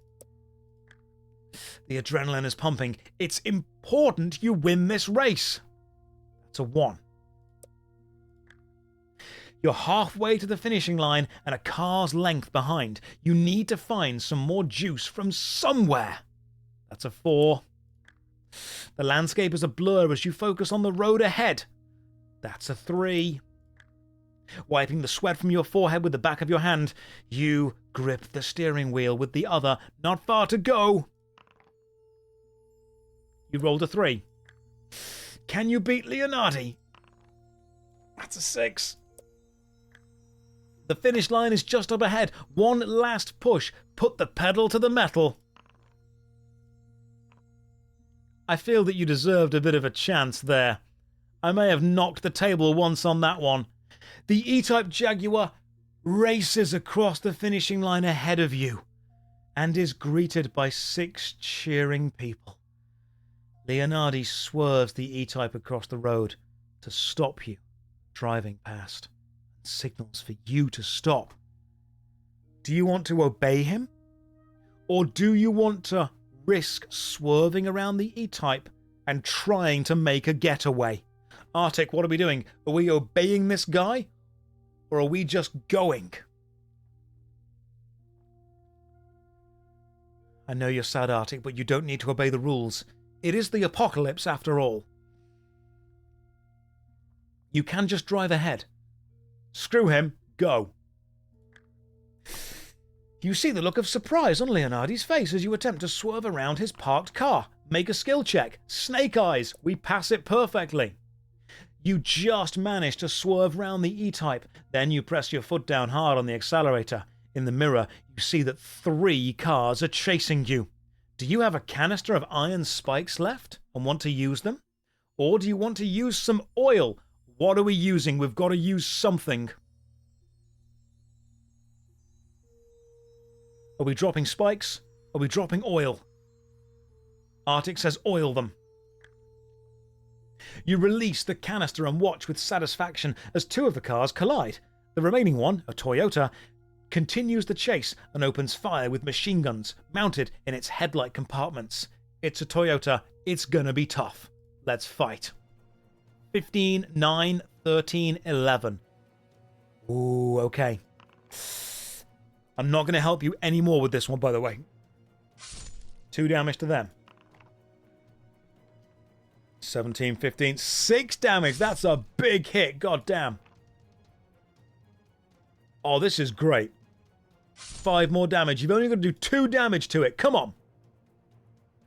Firepower advantage gives us exactly what we need. You actually killed a Toyota. You do not stop in case some more of Leonardi's friends appear. You keep up the same fast pace for 15 kilometers until you pass an articulated truck, which looks as if it has only recently been parked. Do you want to stop and examine the truck? Or do you want to keep driving? We're going to need some petrol at some point. Everything is going to give us something. Or kill us, one of the two. Check the truck. There is nothing of use inside the cabin, and the wagon is empty. You automatically tap the petrol tank to see if there's any fuel left in, and are surprised to discover there is. The tank is made of reinforced steel, and you wonder how you can extract the petrol. Do you have a length of plastic tubing? We do, because we checked the car got bitten by the snake and then took the tube. You place an empty petrol canister under the truck's petrol tank and connect them with the plastic tubing. You suck the tube to start the petrol flowing and siphon out all of the tank's petrol, nearly filling your canister. You gain a lock point. You place the fuel inside the interceptor and continue the drive south. The miles slip by. Your petrol gauge once again reads almost empty. But we do have petrol. You stop the car and empty the fuel canister into the petrol tank. You see the interceptor is looking somewhat the worse for wear. Wonder if it will last the trip. Do you want to carry out some repairs? Or do you want to drive off immediately? Bear in mind we are currently there. Why is the map like this? Okay.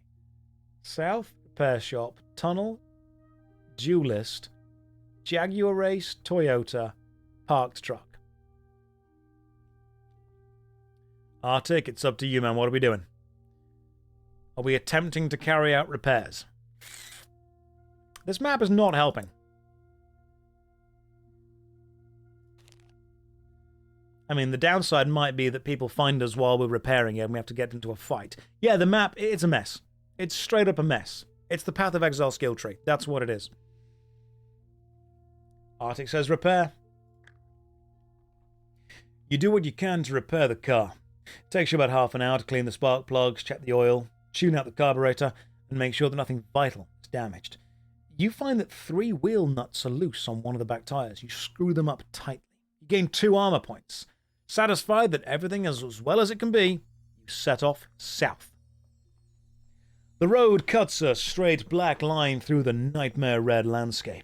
The desert heat rises from the sand in shimmering waves, and your air conditioner rattles in its noisy struggle to keep you cool. Your radio picks up nothing but static and crackles away monotonously. You keep the accelerator pressed to the floor as you speed through the Badlands. Ahead in the distance, you see black smoke curling up into the air.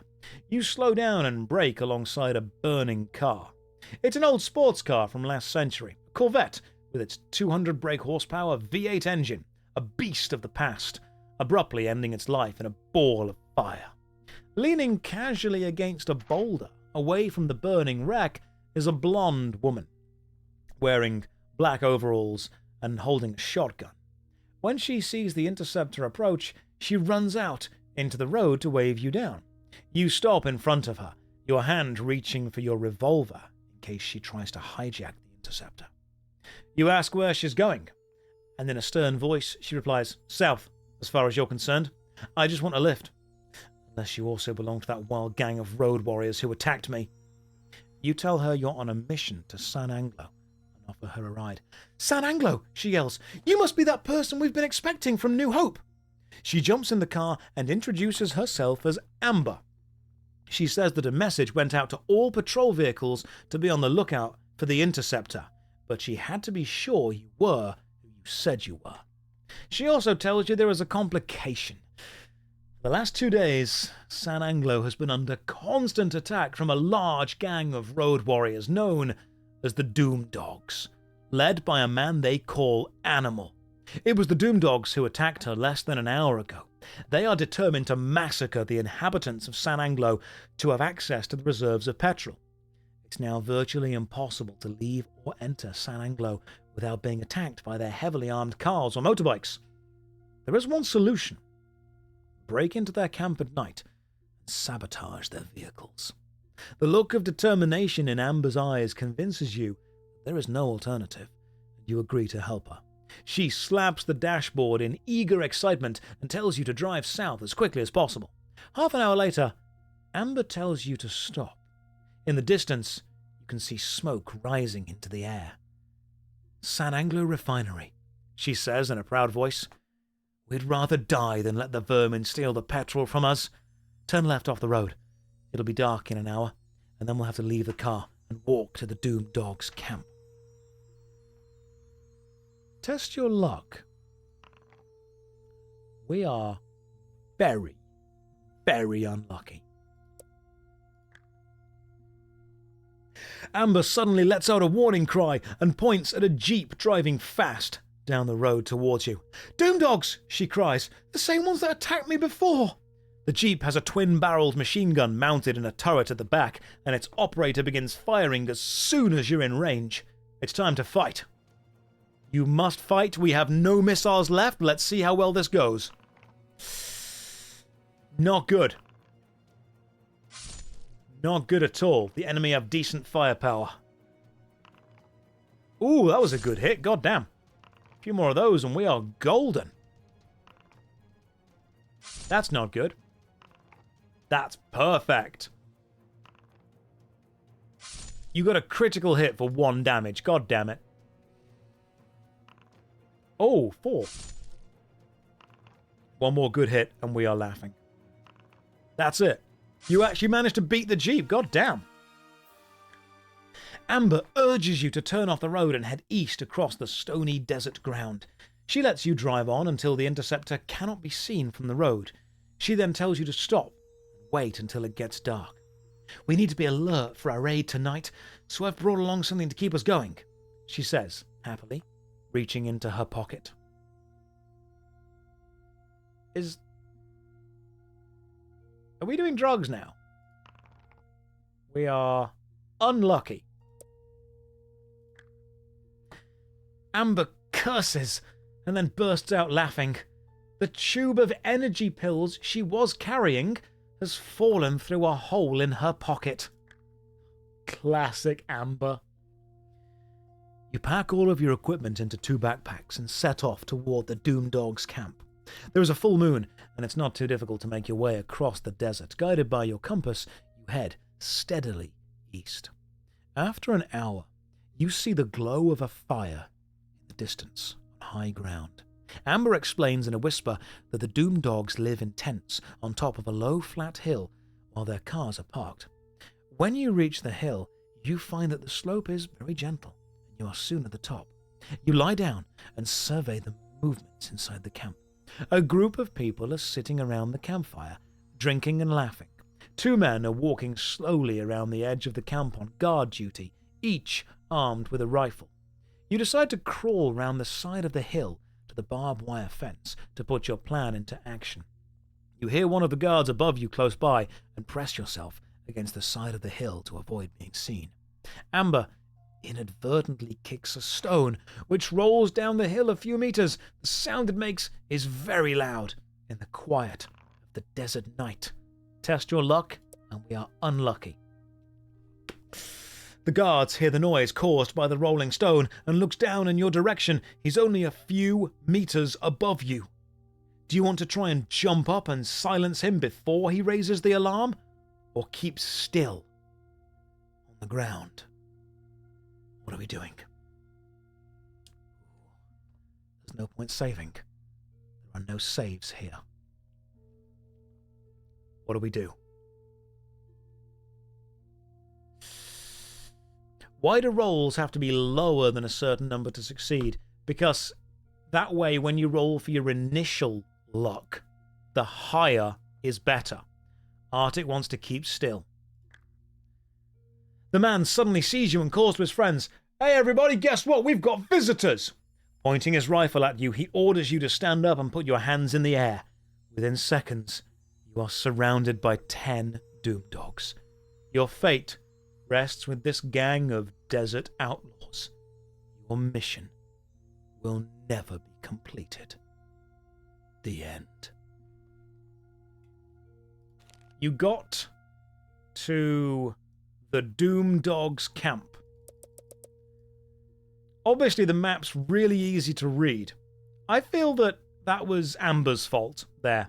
That was not your fault. That was straight up Amber's fault. We can blame Amber for that one. 07s indeed. As much as I like making you guys vote on what we do, I think picking one person and seeing if they can beat the book is an interesting idea. I quite like this. I think it might be what we need to do tomorrow. So, thank you very much for joining me for this stream so far. We have been streaming for 4 hours and 20 minutes. I will see you at, hopefully, 4 o'clock tomorrow. Cheers for joining me. Go and get yourself a good night's sleep. It's Saturday. If you're enjoying the weekend, hopefully I'll manage to catch tomorrow. Take care. Good night.